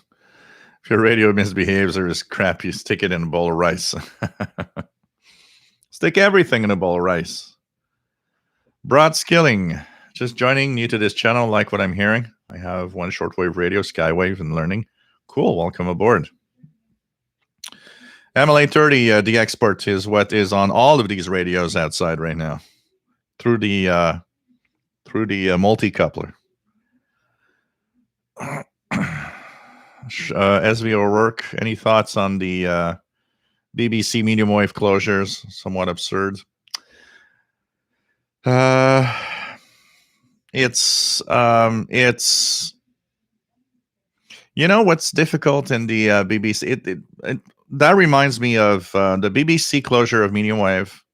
Reminds me of when the CBC here in Canada decided that the AM outlets, like here in Montreal, when the CBC was on 690 in French and 940 in English, with 50 kilowatt medium wave transmitters, which would make pretty big distances. And they decided, we're going on FM and we're closing down medium wave, and that always been for me a nonsense, because they surely were making a much bigger range on AM than they are now on FM. And even that, on FM, they have to put tons of these little FM repeaters and transmitters everywhere, because when they move to FM, a lot of people complain, hey, I'm not hearing it anymore. And I'm sure that's going to happen. The same thing with their change in the removal of medium wave. I find that sad. There's a lot of explanation behind this that could, make you understand why they do a decision like that. The land needed, for example, for a medium wave transmission tower and everything is huge compared to an FM station. Maintaining that is more costly. They seem to be wanting to have people move on to some of the new technologies like DAB. But I think they miss out on the big picture of how broadly heard these medium wave transmitters are, and and how they are actually narrowing down the number and the distance, number of people listening, the distance where the transmitter will actually have all um, you know, there's less people that are going to be able to hear it. For sure. I'm sure some people will miss out, like a lot of it happened here. And I find that a nonsense that they do it. But, look around us. The noise level is increasing all the time. Medium wave is one of the first that's affected by noise. That also might be a reason. I don't know if they, do they have any numbers? Maybe they were saying, well, everybody's listening there now. I don't know. Is Prunus, Joseph Richard, is Prunus J401 too cheap to start with? I need to check out what that is. You got to be careful with what you buy as a first radio. One of the first things you'll understand is, just check it out. What's that? Get that little thing there. An MP3 recorder. Prunus Tech. Yeah. I would, that looks like a variant of the, if it's not like it, it's a variant of the Tivdio. I would not purchase something like that as a first radio, because the problem with that is that you can turn it on and not hear a lot and think, well, I haven't heard much with that, so I'm not going to hear anything with another radio.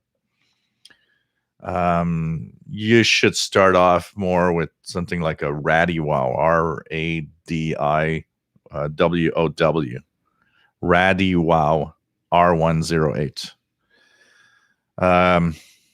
That would be a better choice because it is a proven good performer and receives well. And from there, maybe you could, check out, because it depends on how much you want to spend also for a first radio. Javon Johnson, why is the channel for the police? Like 2112, nothing on 16180. But I think that thing is more like the V115. It's not very good if it's the same thing. Paul Duffy, nice to have you here.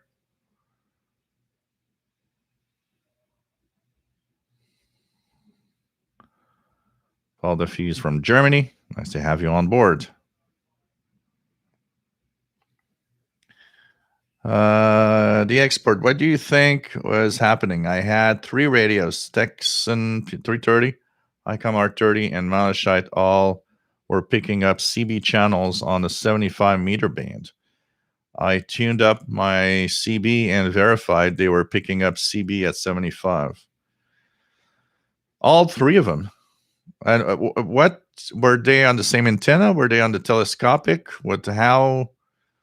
How were they hooked up as a receiver in general? Because that's kind of interesting. And was the CB signal received a very powerful one? What's on 16266 upper sideband? 16266. Oh, let's go out here and check out 16. I'm going to go on the SDR for a minute. 16266. Do we hear anything here? Because here I've got nothing on the 16 meter range. At all. At all. Are you hearing voice or some digital mode or some, out of curiosity?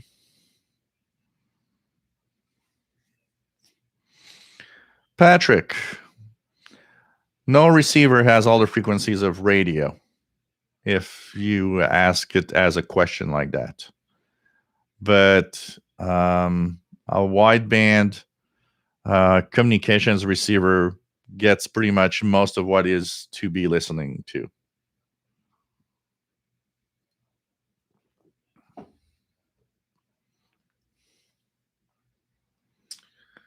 Uh, 17383.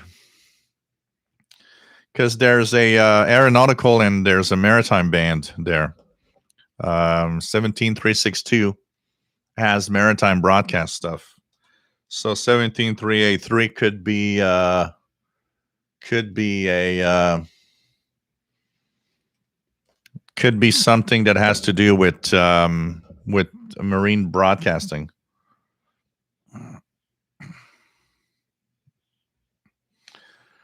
So channel 19, 27, 185.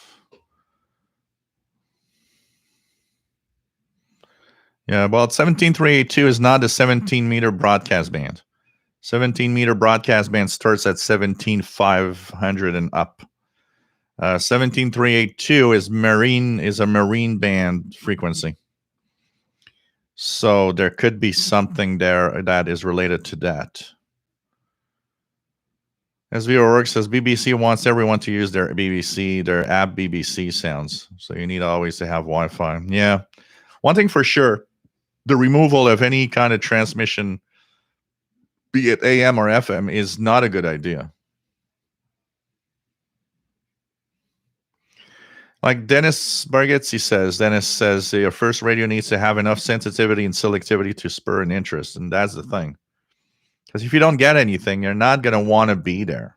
You know, you're not going to want to continue.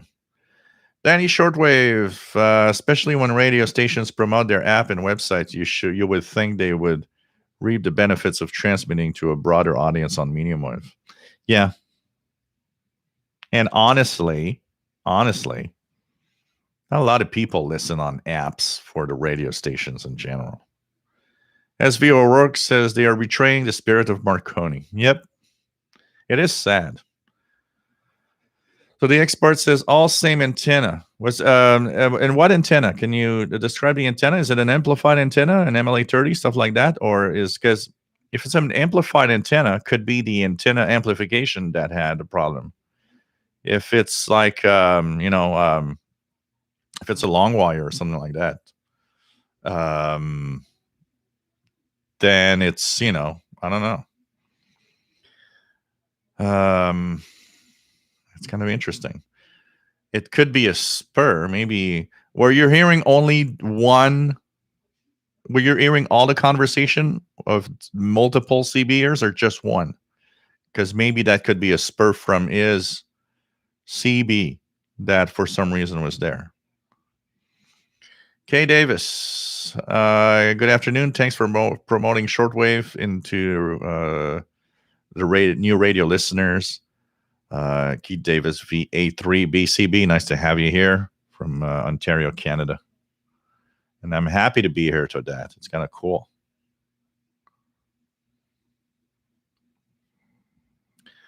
Patrick, oh, sure. So what kind of receiver but SDR has a big majority of hearable bands?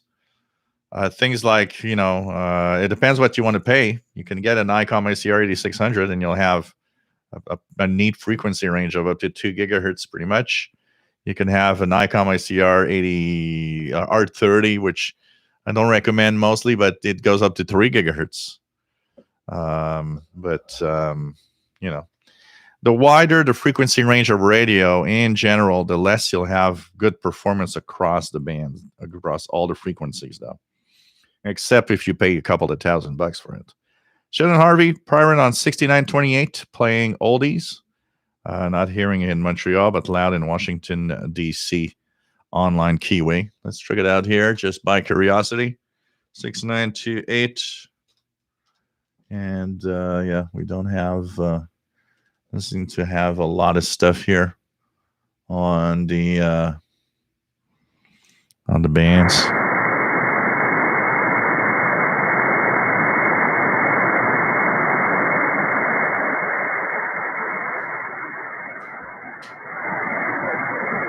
I hear it weak. I actually hear it. But it's not very strong here. It's washed up in the noise, but I could hear that there's some music playing. There's something playing. So I hear it very, very weak here. Wendell Daniels, greetings. All does the noise reduction on 909 work as good as a little Chinese radio you have? Thanks. Well, there's no real 909X2, stuff like that. 990X don't have really any noise reduction features. These are more on the side of the analog PLL receivers with some little filters and stuff, but nothing much. That noise reduction on that little Malachite portable is the most amazing thing I've heard on something like that, and especially for something like that you would think that maybe some much higher gun. I'm surprised that, for example, the SDR programs don't have more powerful as a noise reduction when you look at what that little thing can do. But none of these portables, Wendell, have noise reduction like that Chinese radio does. Kamaxi 76, weak signal, but he can hear music on 6928. RT Music Production, nice to have you on board, my friend.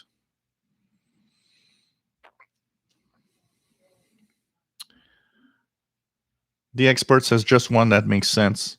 Yeah, if there was just one of them that you could hear, I would think that something in his setup was messed up and he was creating a spur on that on that range.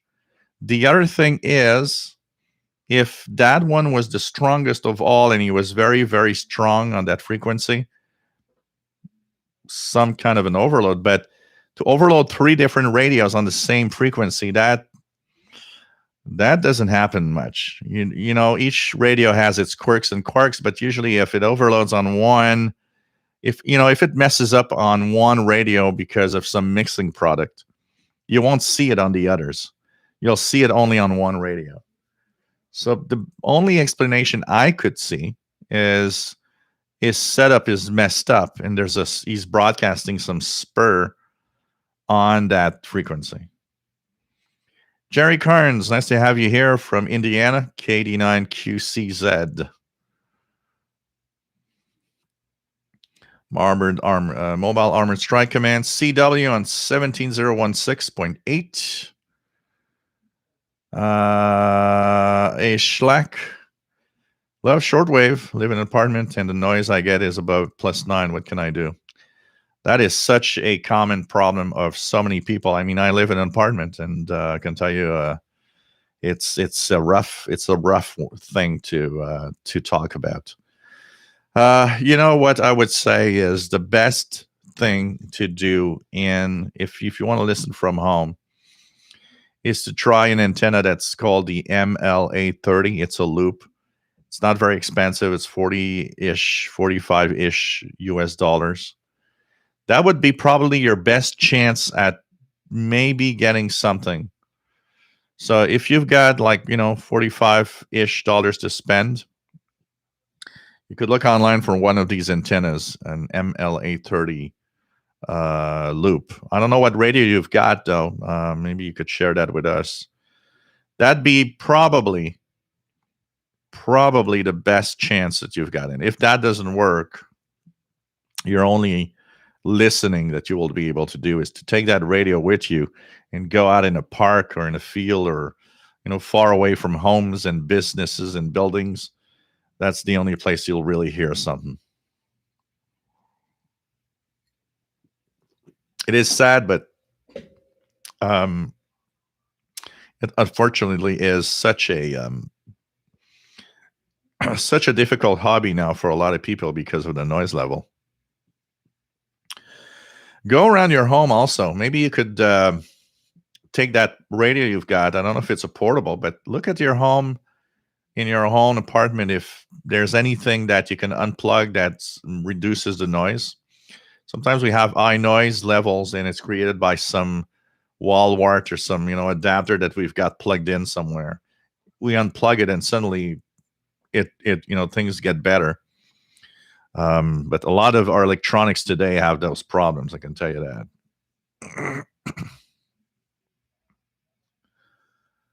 What else do we have? Lou Braga, nice to have you here from New York City.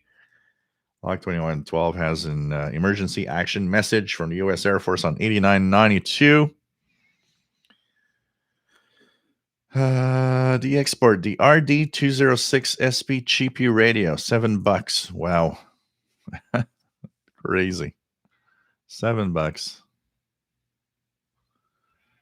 Yeah, 990 or whatever. These are all radios that don't have really. They're not SDRs, so they don't have noise reduction like that little thing is.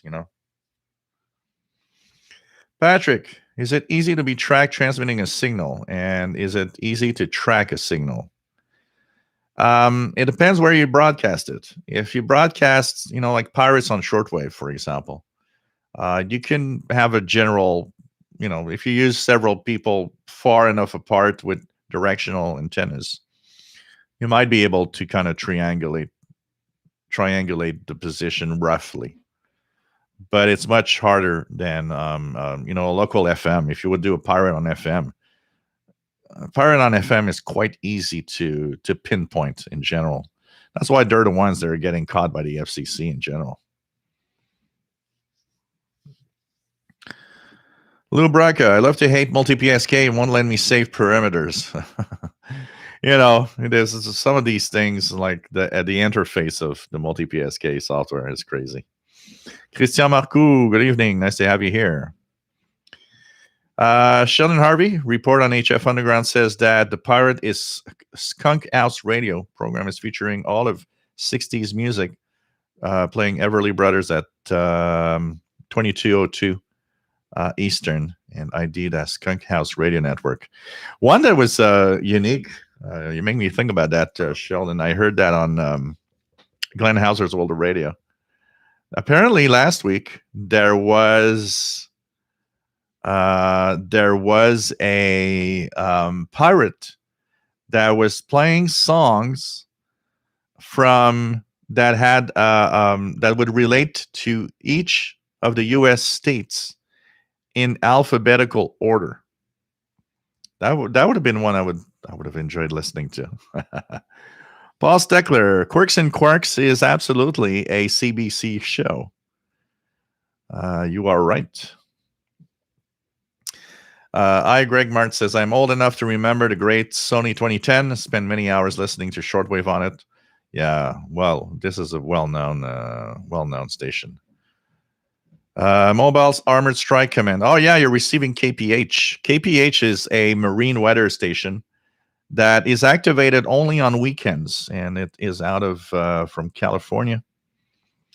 And it's on several frequencies. I'm going to try the 17016 here, but I'm going to try another one because they have several frequencies.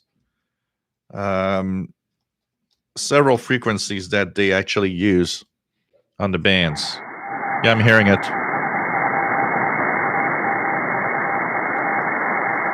The 17016 is KPH Marine Station.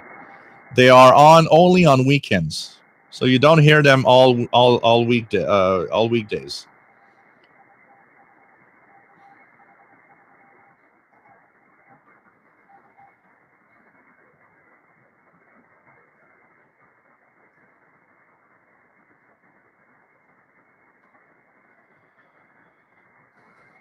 KPH radio station. Public Coast radio station. For most of the 20th century, it provided ship-to-shore communications, including telegrams using Morse code and marine telex services, radio teletype. Station discontinued commercial operations in 1998, but is operated occasionally as a historic service. Its signal can be tuned in through a large portion of the Western Hemisphere. So that's what KPH is all about. It's activated only on weekends. The frequencies you can hear KPH, actually, let me just check it out here. I would guess I can get that here. KPH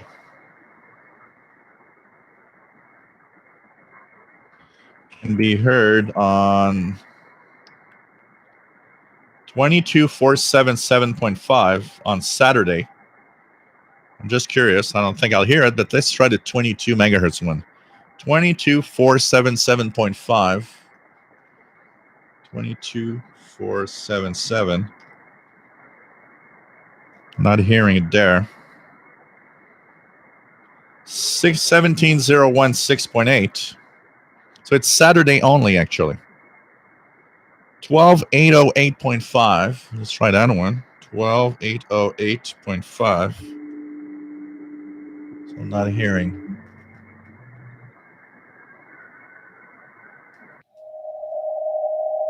Not hearing that one. So I'm hearing pretty much only 17016.8. Here we go.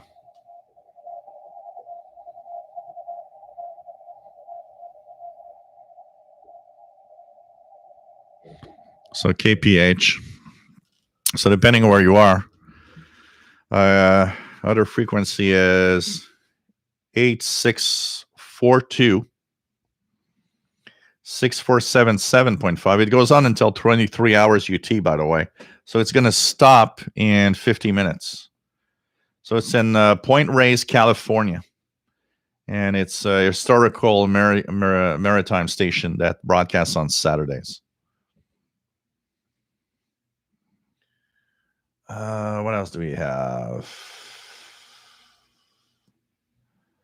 What else do we have? Urban exploration, Mexico. A couple of months ago, Mexico had a power crash in all of the territory for 2 hours. I was able to listen to lots of signals I never could receive before. Yeah, it's sad, but man.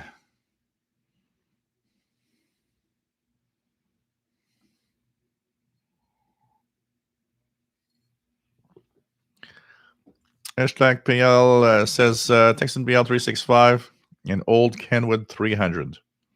Cool.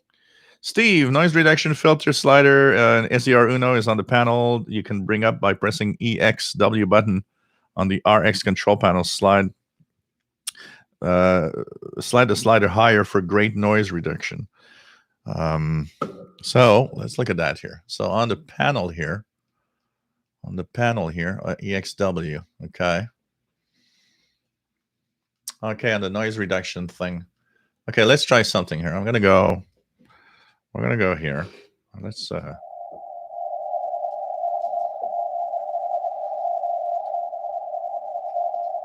curious if that works here.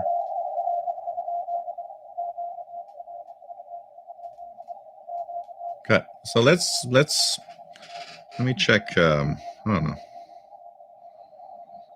15770.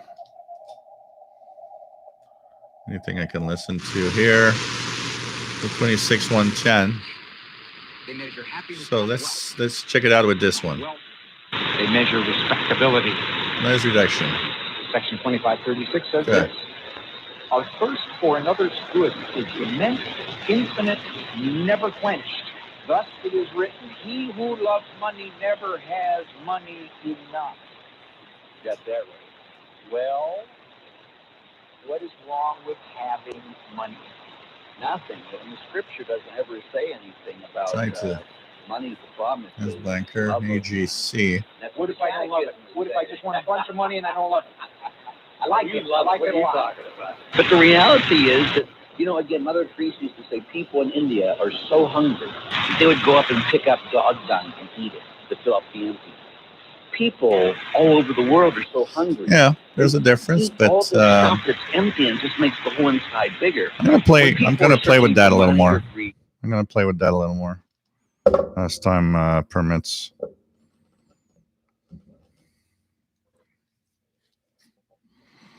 Like 2112, your settings and multi-PSK are stored in temp files. You have to save it before you clean out the folder. K6YYL, Larry had bought a standalone DVD player several years ago, and my noise level went up. I didn't realize what was causing the noise until one day I somehow thought to unplug it, and my noise went away. It's surprising what we have that can actually create an amazing amount of noise. Kimberly says, even plugged in but not running created noise. Yep.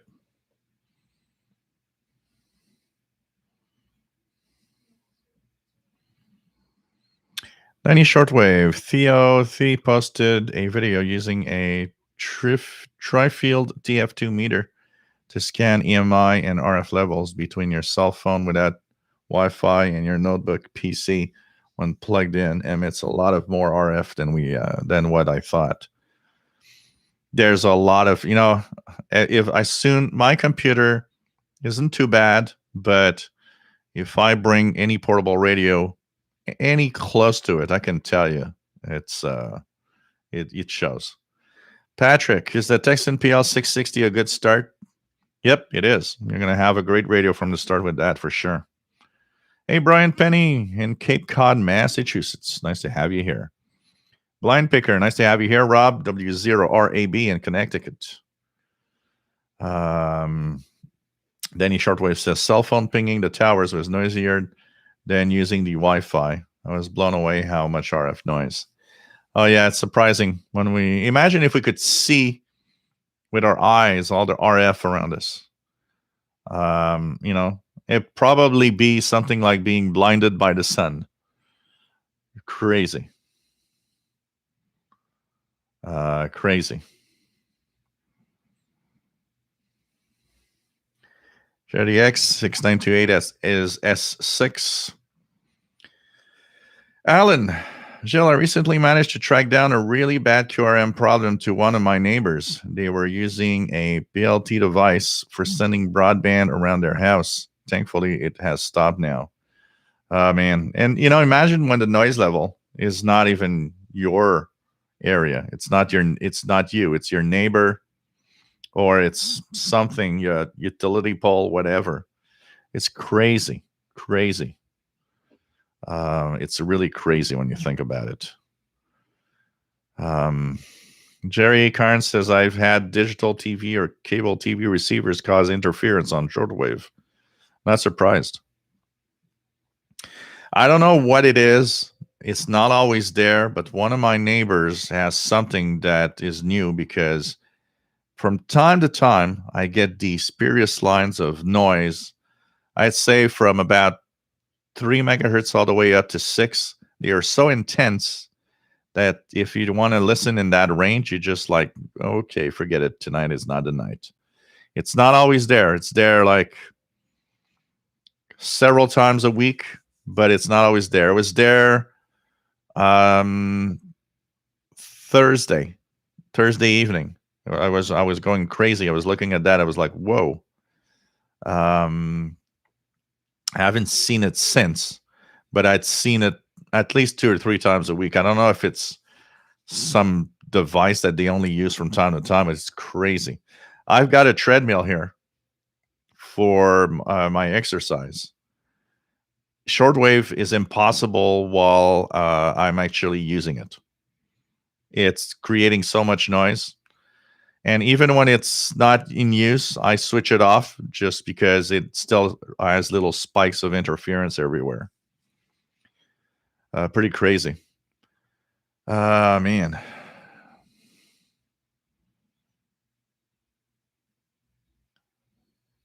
Christian says, I had to plug something in to reduce noise a couple of days ago, and off camera was plugged in, and when I unplugged it, the signal increased on AM. Wow. Chesapeake 8764 with the weather. Let's check that out. Check. And then there's that element of faith seeking understanding. And for me,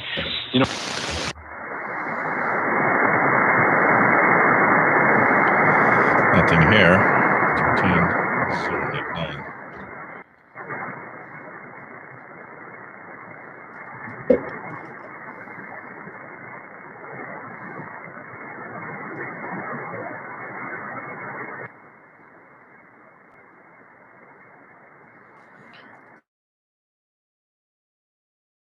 Not hearing much, right? 764 is often the one I hear.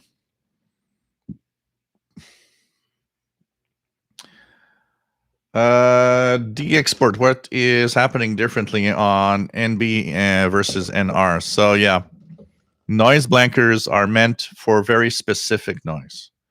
Noise blankers are kind of designed for a certain type of noise that when you have it, it works great. But when you don't have that specific noise level, that specific noise, it doesn't do anything else.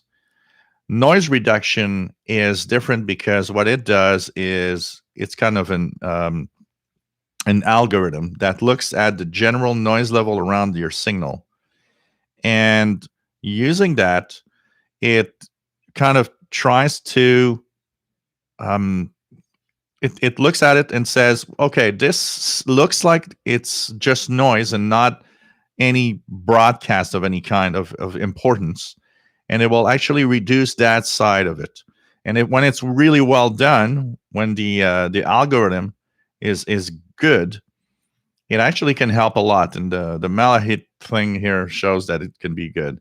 It works. It works on the software here too. I'm going to play a lot more with it. So they're really both different things. The noise blanker really, if you look at old receivers, if you look at a radio from the 80s, sometimes you had something called ANL, automatic noise limiter. Some called it noise blanker. Back then, they were mostly for the type of pulses that you hear when a motor is running, and they were good at that. They would focus on the pulses, so they would be good at removing the pulses. And I remember they were pretty effective when a motor was running and there was just doing pulses of interference. It was surprising how good they were at actually removing that. Today, part of it is that, but probably the noise blankers try different little things that they will actually block, but they aren't. There's not the noise reduction where it's really looking around at the different noise depending on the signal you tuned in. So they don't act in the same way. So that means that a noise blanker, if you put the noise blanker on and you say, I don't see any difference, is because the type of noise it wants to reduce is not present in the signal that you're listening to. So it's not effective in that. If you would have such a noise that is something that noise blanker does do good as a job, it would work. So the noise blanker specific, where the noise reduction, it's kind of a software thing where they compute what looks like white noise around it and tries to reduce that and keep the main signal there. So they have a very different way of actually working. Tony Poloni, like your show, I'm on the second floor. Will an artificial ground tuner help? Many thanks. Manchester, UK. Maybe not. It's not necessarily the case. It depends what you have and what you're on. A portable radio, grounding is not something you could do. Portable radios are not meant to be grounded. They're not designed for that. And if you use things like an MLA30 loop and stuff like that, there's no grounding required. So it depends on your setup and what exactly you're doing. Canadian Radio TV guy says, can't do shortwave listening in my room. I have to plug into the MLA30 in the garage or use the telescopic antenna in the backyard or a park. Also doesn't help having a plasma TV and living a mile away from an FM site. Yeah, plasma TVs are killer. Kamagzi 76. I'm a SDR console fan, but I'm trying to force myself to learn SDR Uno, as I'm sure there are features that would be beneficial. Every software that we use on SDRs have positive and negatives. And I think the one that is best is the one that you like and that you feel comfortable using, much more than anything else. Except there are things that will bring you sometimes to a specific software. For example, you'll often go to SDR Sharp because of all the plugins that add capabilities that all the other software don't have. So sometimes something specific might bring you to that software. Sorry, guys. Oh yeah, neon beer sign. That will create some hell of interference. I can tell you that. TVDXer. Jerry Carnes, the interference in today's homes and cities is much worse than the 80s and 90s. Oh yeah, and it's actually continuing. Year after year, the noise level is going higher and higher. Sal Morial, nice to have you here. I always thought NB was from the automotive points rotor days. It is part of it, but more advanced noise blankers today also add different other types of electric noise to it. But it's very specific. Keegan says, my dad has a battery charger for an electric mower. When I'm listening with one of my portable radios, I can hear noise if close enough. Oh, yeah, absolutely. RGDA Dakota. Has approval for a wider FM band been passed by the FCC? I read recently that the FM band may be expanded. I don't think that the low VHF band is being used for much now. Yeah, I don't know if it's passed. I've also heard that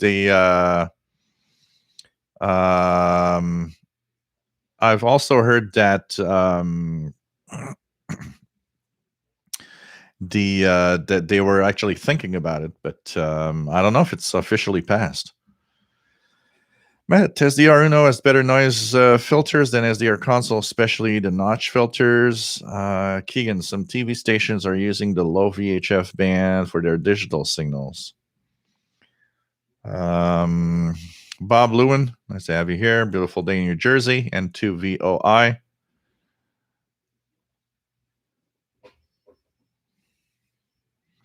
Steve likes the SDR Uno graphic equalizer plugin. Yeah, I need to try all of these plugins. I've tried a couple, but I need to try them all. I saw the one with the graphic equalizer kind of sparked my curiosity.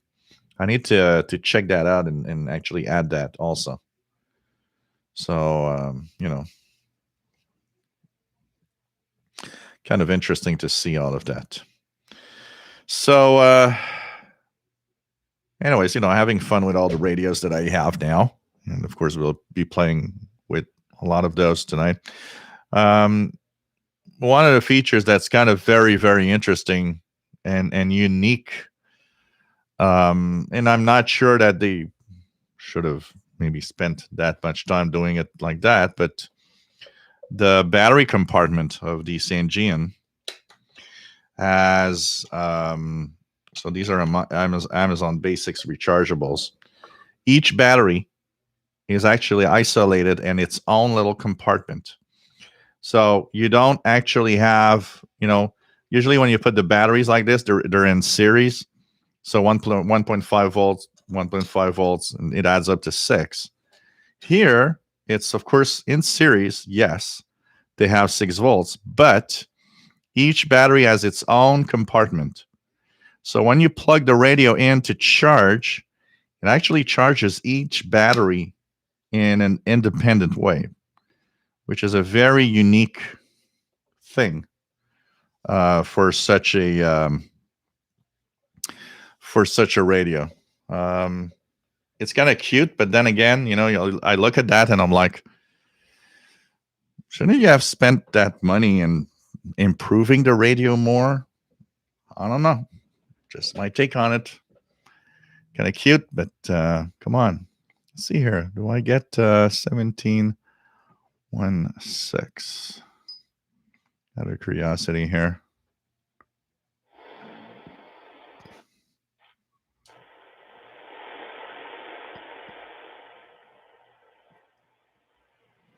Not sure I'm hearing anything here. 17016. So, there are little things like that. You're like, yeah, okay.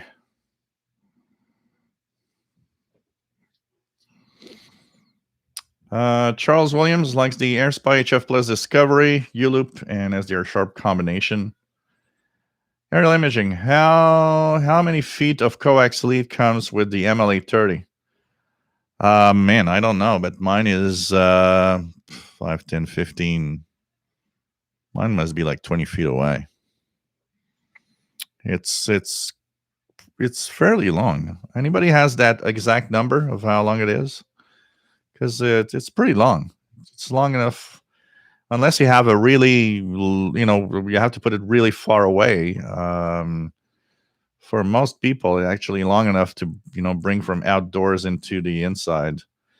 And if you do need more, well, you can buy extensions. They do have the extensions with the SMA connectors if you really need to have a longer cable. VE5UO, nice to have you on board from Saskatoon. Joe Gomez, nice to have you here from San Diego, California. I got my pre-order for the Malachite radio, the Russian one. Cool. Let us know what you think when you get it. James Johnson, just had a battery pack charger plugged in my phone and it was wiping out receive on shortwave. I find it that when I actually plug my Samsung S20 on the charger, it actually raises the noise level. It's visible that it raises the noise level here on the SDR. So I never charge my phone when I'm listening to shortwave.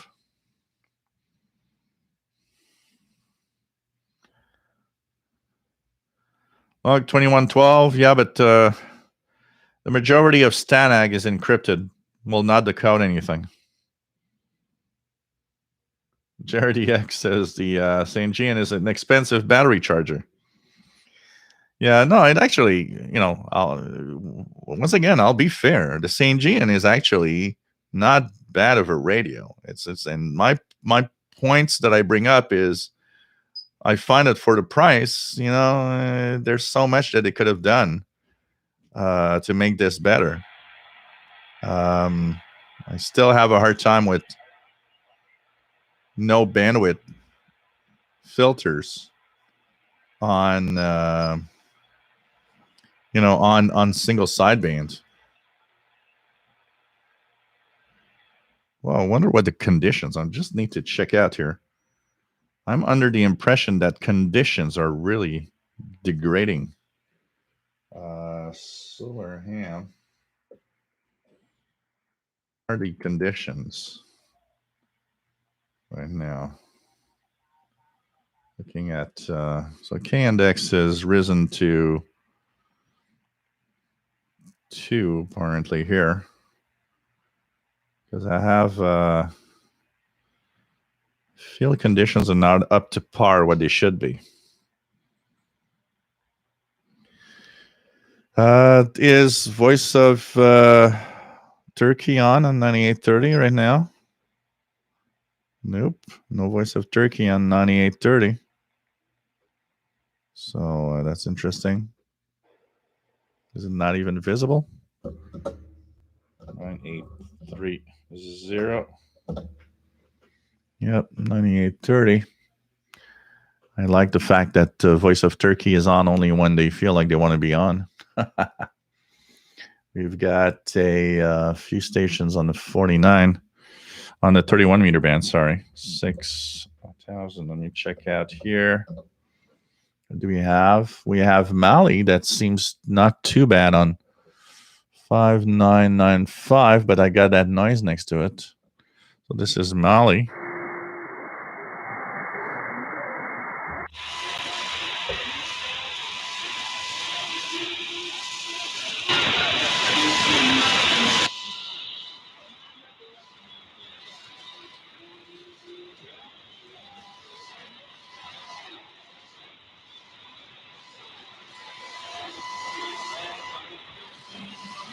So we got Mali with some music. 5995. 5995. Let's check out here if we get this. 95. They're on the same antenna. Should be getting it, actually. Yeah, getting it. Oops, wrong button. At least I can narrow the filters in AM to get it. So this engine is getting it pretty well, actually. It's getting it pretty well. Let's see if the little cheap DSP receiver. Let's see if the little cheap DSP receiver gets it. Out of curiosity, play around with this, and then we'll try it with the malachite thing as the yard thing. So let's check it out. Let's go down to bend, and I'm at 6,000 kilohertz. Well, that's surprising. So this is the cheap. This is the cheap DSP thing. That is.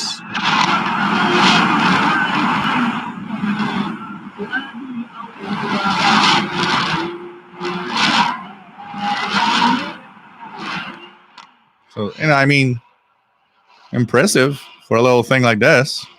5955. You can play with the bandwidths if you want. So here I've got 6, 4, a 3 kilohertz bandwidth.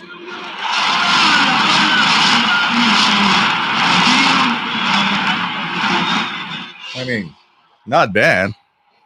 Not bad for that little cheap DSP portable thing.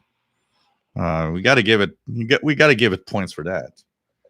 How about if I take the DSP SDR,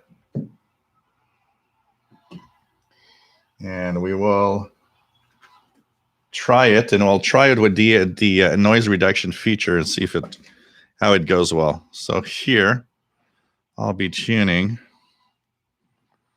Let me just go 5995. So Mali is 5995 for you guys that wondered. 5995. So there we go. I'm just gonna put myself in AM mode. Okay.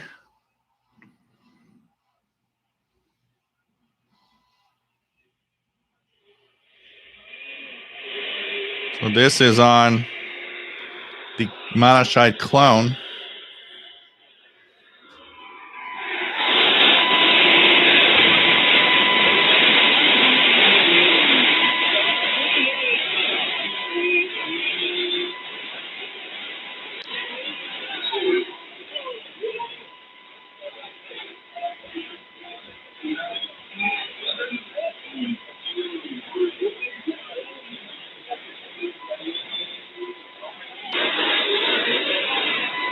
So that was with and without the noise reduction. You know, not that bad. Honestly, really not that bad. You can't complain that much. So surprising. I would say that Sanjian gets it okay, but it was almost less. Well, it's actually equal. I mean, I'm gonna have you guys listen to it because you guys didn't hear the audio, but this is from the Sanjian.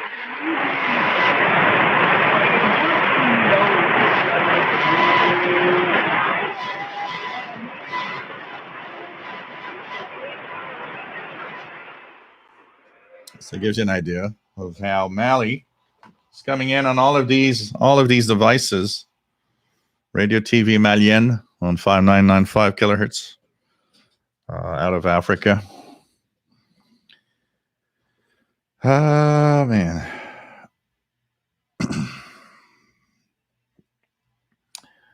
Mobile Armored Strike Command added radio station KPH to his utility logbook. Cool.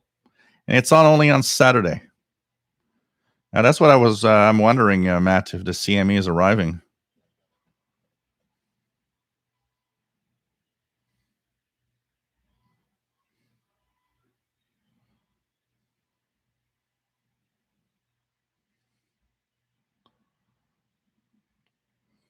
So they're supposed to have a maybe a G2 class geomagnetic storm in the next 24 hours. So that could be happening. If things degrade, that's possible. Joe Brown, do you remember the scene in the movie This is Spinal Tap where the wireless electric guitar receiver picked up air traffic control and interference? Hey, I had a guitar amp, a cheap guitar amp that I would be hearing AM radio stations when it was all quiet and I'm not playing guitar. I was hearing some of the local AM stations on it.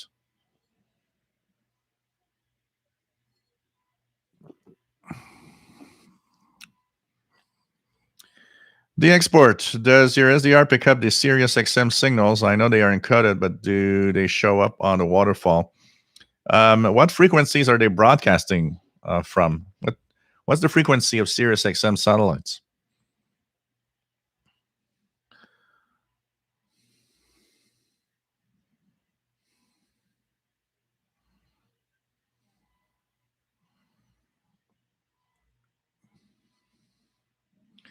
JD Dakota says is receiving VOA on a guitar amp. Yeah, sounds like me. So the little DSP portable is so it's in some on some sites it's called the ATS 20. ATS 20. On some sites it's the SI 4732. SI 4732, which I guess is the chip that's running it. Portable DSP receiver. And it's roughly, I think I paid 64 Canadian, which means it would bring it down to about $50 from China. It took a long time to come though, but it's here. Michael Thompson, I love seeing all of these devices running together. Hey, I like to have all of them running together. You know, it's so funny because I bought the four port multi-coupler, but sometimes I'm running radios and I'm almost wondering why I didn't buy the 8-port multi-coupler. I think I would have needed all 8 of them from time to time. Butterbean, nice to have you on board from Georgia.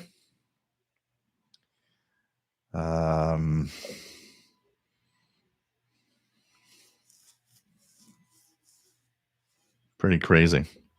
So, you know, these are amazing. I mean, look at the difference in price. And that's another thing you got to count here. And when we talk about radios, you know, do you have to spend a lot of money? A lot of money. We just listened to the same signal from a $50-ish receiver all the way up to a, you know, $300-ish receiver.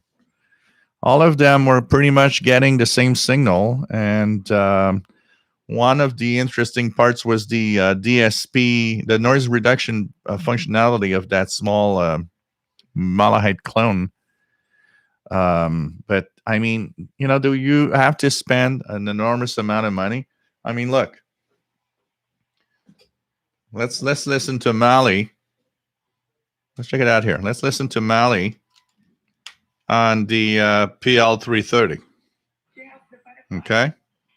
So here we go. We go to Shortwave 5995. So this is on the PL330.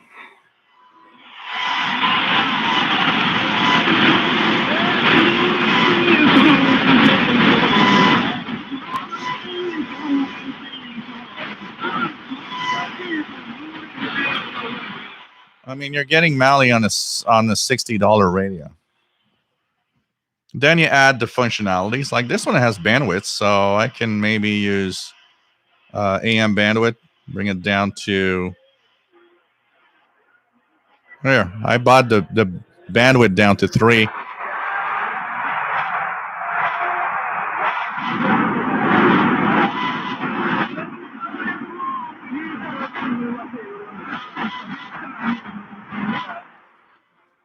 So, you know, plug this to an external antenna, and even cheap radios bring in signals. It's a world where, you know, there are better radios, there are expensive radios that do nice things, but it's a world where you don't have that much difference anymore between you know, a couple of $100, except maybe a few more features, a few more buttons. Just crazy when you think about it. Just crazy. Oh man.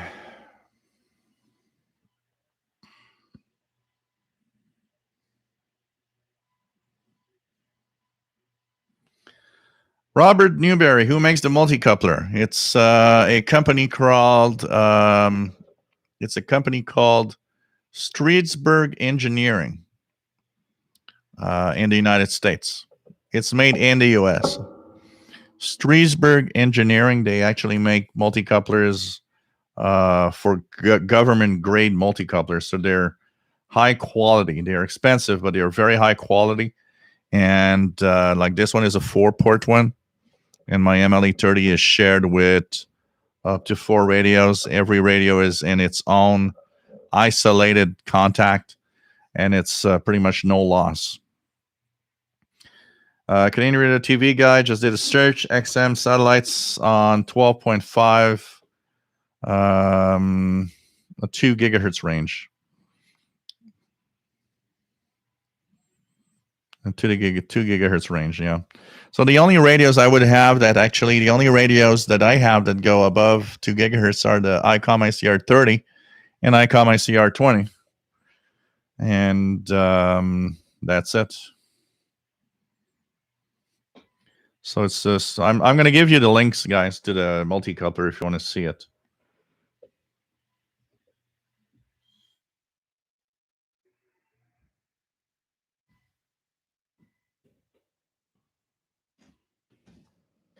So multicouplers, I'm going to show you the one I have. Well, here it is. Here's the one they have. So this is the multicoupler page from Streetsburg Engineering. So you guys could see. The one that I have is the MCA 104M. Goes from 500 kilohertz all the way up to 50 megahertz. And they do have VHF, UHF multicouplers also. So that's the page where the multicouplers are.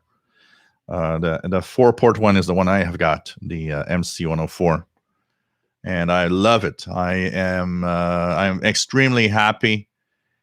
I'm extremely happy to have purchased this, honestly. And it's, you know, no more switching wires and playing around with, you know, connectors and stuff. James Johnson. Remember the episode of Gilligan's Island when he would open his mouth? Yeah, he was receiving radio signals with his tooth filling. Oh man.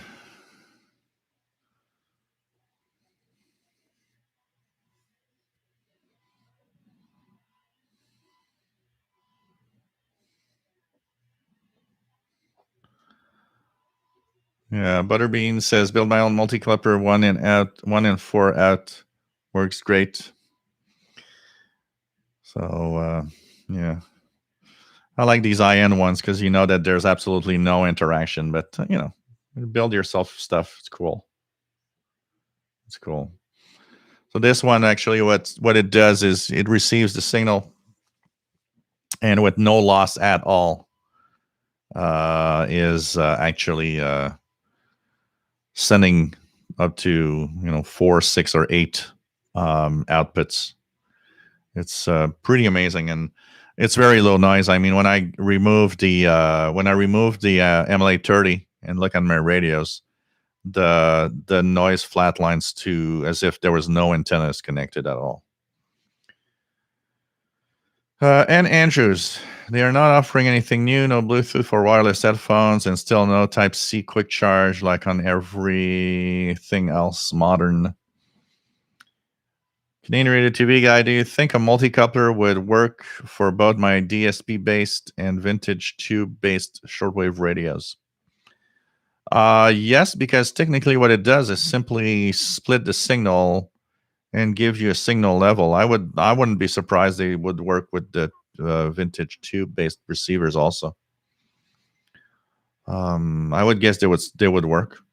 I mean, I've plugged my MLA30 on a couple of AMers tubes here, and it seemed to really work well. And JDXer, nice to have you on board, Eric Carlisi. Michael Thompson says, "Wow, yeah, hardcore switchers." So these are like, your four. It's not a switch. It's really all four ports are giving you the same exact signal, and each radio is isolated completely from the other one. So when you plug in, there's zero interaction between each radios. It's the best way to really test radios in reality. Sal Marandola, yeah. If you want to sell the Texan 990X, you can put it on sale in the Facebook page. Absolutely.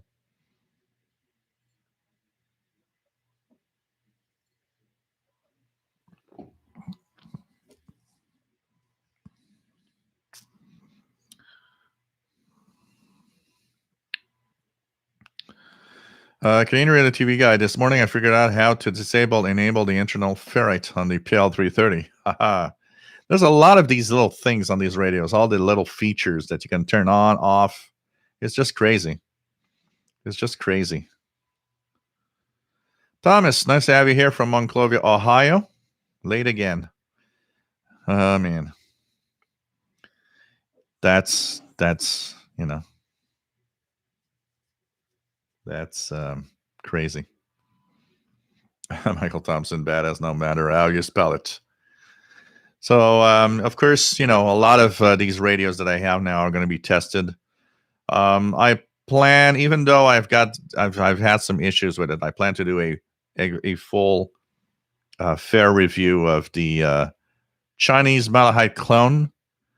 And I plan to do a full review, of course, of the little Chinese DSP receiver. And, let's try out something here. I'm going to choose, right now it's time for 6604, which is the Gander radio broadcast. So this is on the SDR Play RSPDX. So let's try it out on all radios. RSPDX. Wind 240 degrees, 15 knots, gusting 25 knots, visibility more than 6 miles, few clouds at 3,000. Becoming between 0200 Zulu and 0400 Zulu. Wind so 6604, Gander Radio, Newfoundland, Canada. By chance, it's on frequency on the Sanjian ATS 909X2. More than 6 miles, 5,000 scattered. Becoming between 2200 Zulu and 0000 Zulu. Wind 280 degrees, 8 knots. From 0300 Zulu, wind variable, 3 knots. So that's with the Sanjian ATS 909X2. So let's put it back on the RSPDX. I'm now going to use the DSP broadcast of receiver, and we're going to try to wind 260 tune it there. 10 knots, gusting 16 knots, visibility 15 miles, few clouds at 1,200, feeling 3,600 broken, 5,800 broken, 7,500 broken, temperature 4, viewpoint 1. St. John, time 2200 Zulu, Wind 240 degrees, 12 knots, gusting 22 knots. Visibility 15 miles, 8,000 scattered. Temperature 6, dew point 1. Halifax, Halifax. So now, Line 2200. on the Wind, little cheap DSP receiver, visibility 15 miles. Few clouds at 9,000. Temperature 15. Dew point -3. Stephenville, Stephenville. Time 2200 Zulu. Wind 240 degrees, 16 knots. Visibility 15 miles. Few clouds. and I can even play with bandwidths here.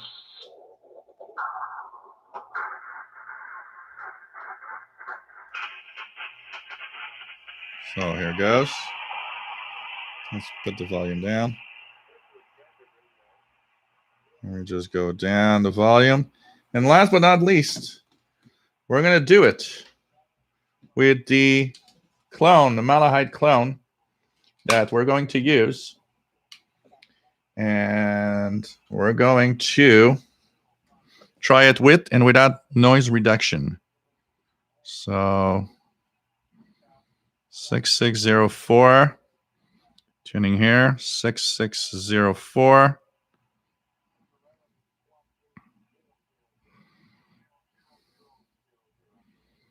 And we'll put it in upper sideband. Upper sideband.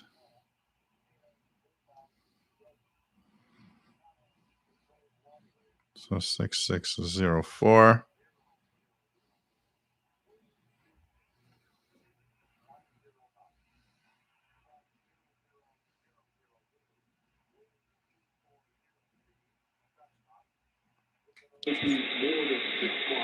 Let me just put it right.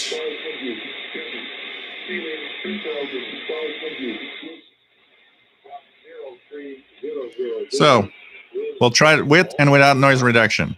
This is without. More than 6 miles. Light snow showers. Feeling 1,500 overcast. Economy. From 2100 Zulu. Wind very low, 3 knots.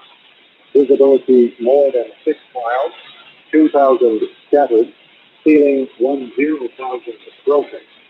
Temporarily 2100 Zulu until 0000 Zulu. Feeling 2,000 broken. 10,000 overcast. From 0000 Zulu. This is using, of course, the Chinese clone Malachite receiver here. Noise reduction really improves. It does give a slight of a bubbly sound to the audio. Somebody mentioned that on the channel, saying, "Well, yeah, but it induces some kind of a bubbly sound." It is, computerized audio, so it might have a little bit, but it's still impressive. I'm gonna say it's still impressive. Yeah, you guys could try 10051 and 13270 if you want to try two other frequencies.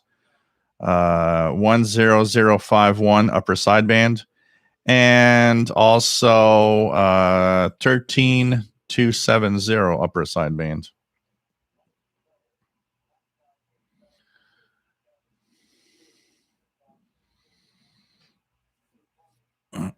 Yep, absolutely, Canadian Radio TV guy. You can use also. What the hell did I? Oops. I'm going away with radios. There we go. This is all right. So there is. You can press a 5 to keep the display on. Also.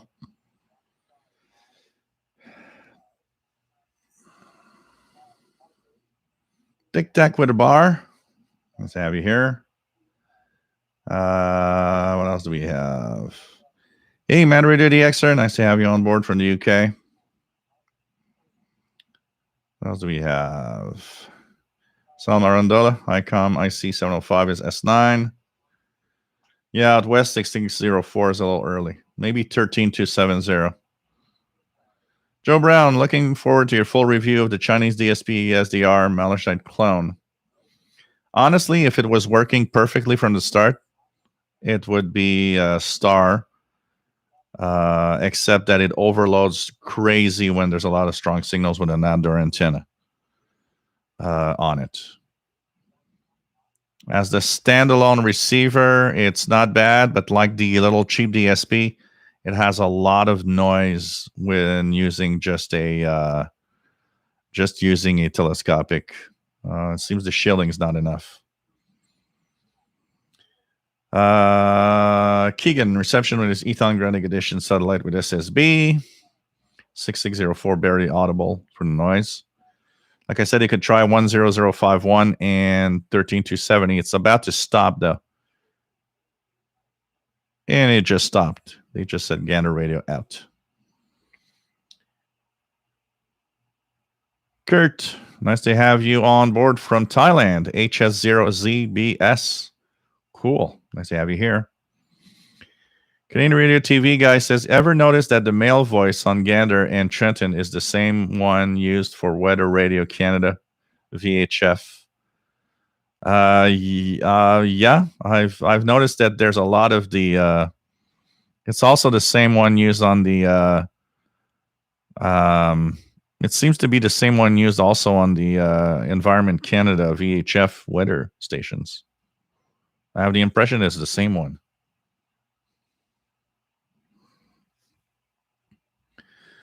And Andrews, my PL330 is picking up your audio from my Samsung phone on 660 lower sideband. Very odd. Some kind of mixing product. S. Hussein, nice to have you here. VU3BQY from India. Was wondering if you had a chance to review Yaesu JX DJX11E receiver. Nope, never owned one, never tried one. Michael, got it. Nice to have you here, Michael. Mailman Mike listening while slinging mail in Arizona. What is the antenna you keep recommending? The MLA30 loop antenna. MLA30 loop antenna. Kamaxi 76 getting a female weather station on 13264. That is the station out of darn it. 13264 is a frequency of the Shannon Volmet out of Ireland. Shannon Volmet, Ireland. So let me try that here. Shannon Volmet, Ireland. Do I hear it? 13264. You can 264.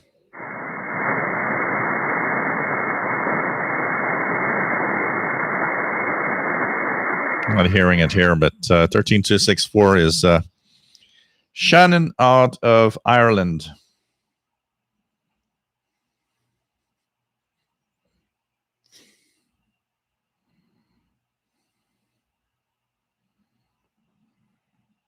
What else do we have?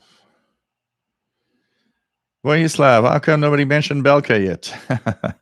Tried it outside with makeshift small ferrite antenna and it works great for below 5 megahertz. Cool. Matt, feeling better. I'm now sitting up at my desk in the shack, still not 100%. But if that's the worst, the shot dishes out, not bad at all. Cool. Cool. Kevin, 6604 upper sideband 559 in down in New Jersey. Pretty cool. The export anywhere on the new Ethon E1. You know what? It's Brian Penny says, did anyone just mention the Belka? I took that to wake him up. The export. You know what? I haven't heard any news at all for quite a while now. I'm starting to wonder if it is ever going to happen. I'm going to tell you.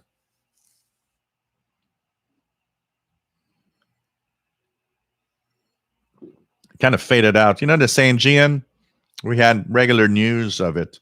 We had regular news that it was postponed, but it would actually come eventually.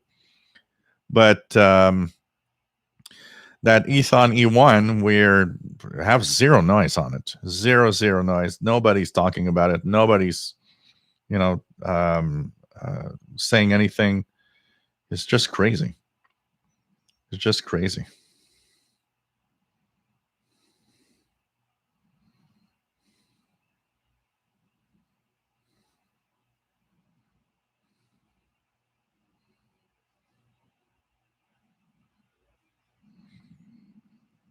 So it's kind of interesting here.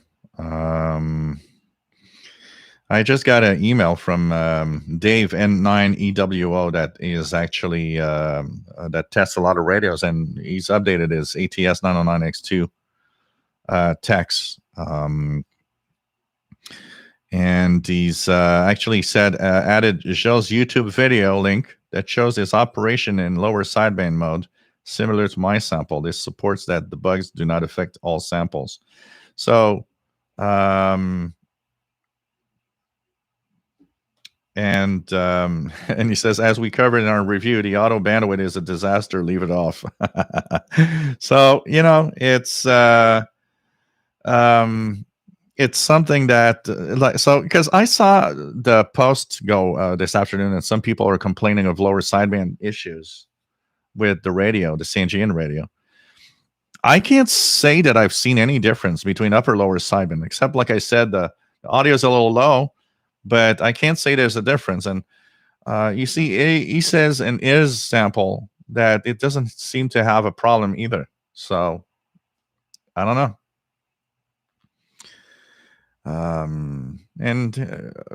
Is it also maybe people that have the 073 firmware? Is that the old or the new firmware? Maybe the new firmware is creating a problem. That's another question that needs to be asked.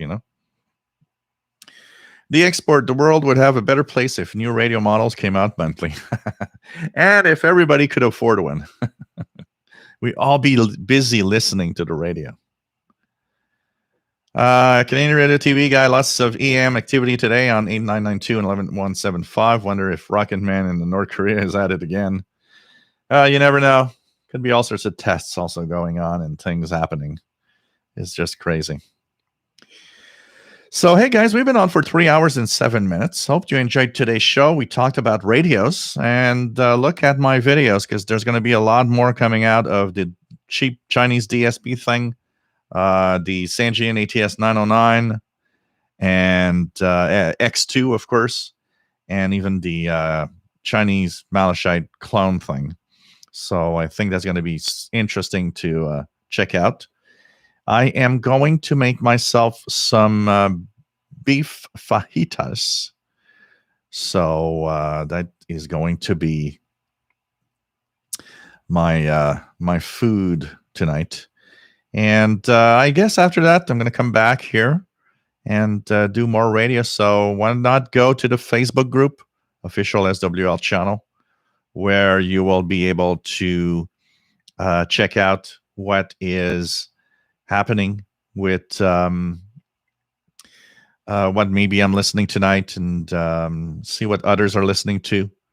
It's Saturday night, time to listen to the radio and have fun.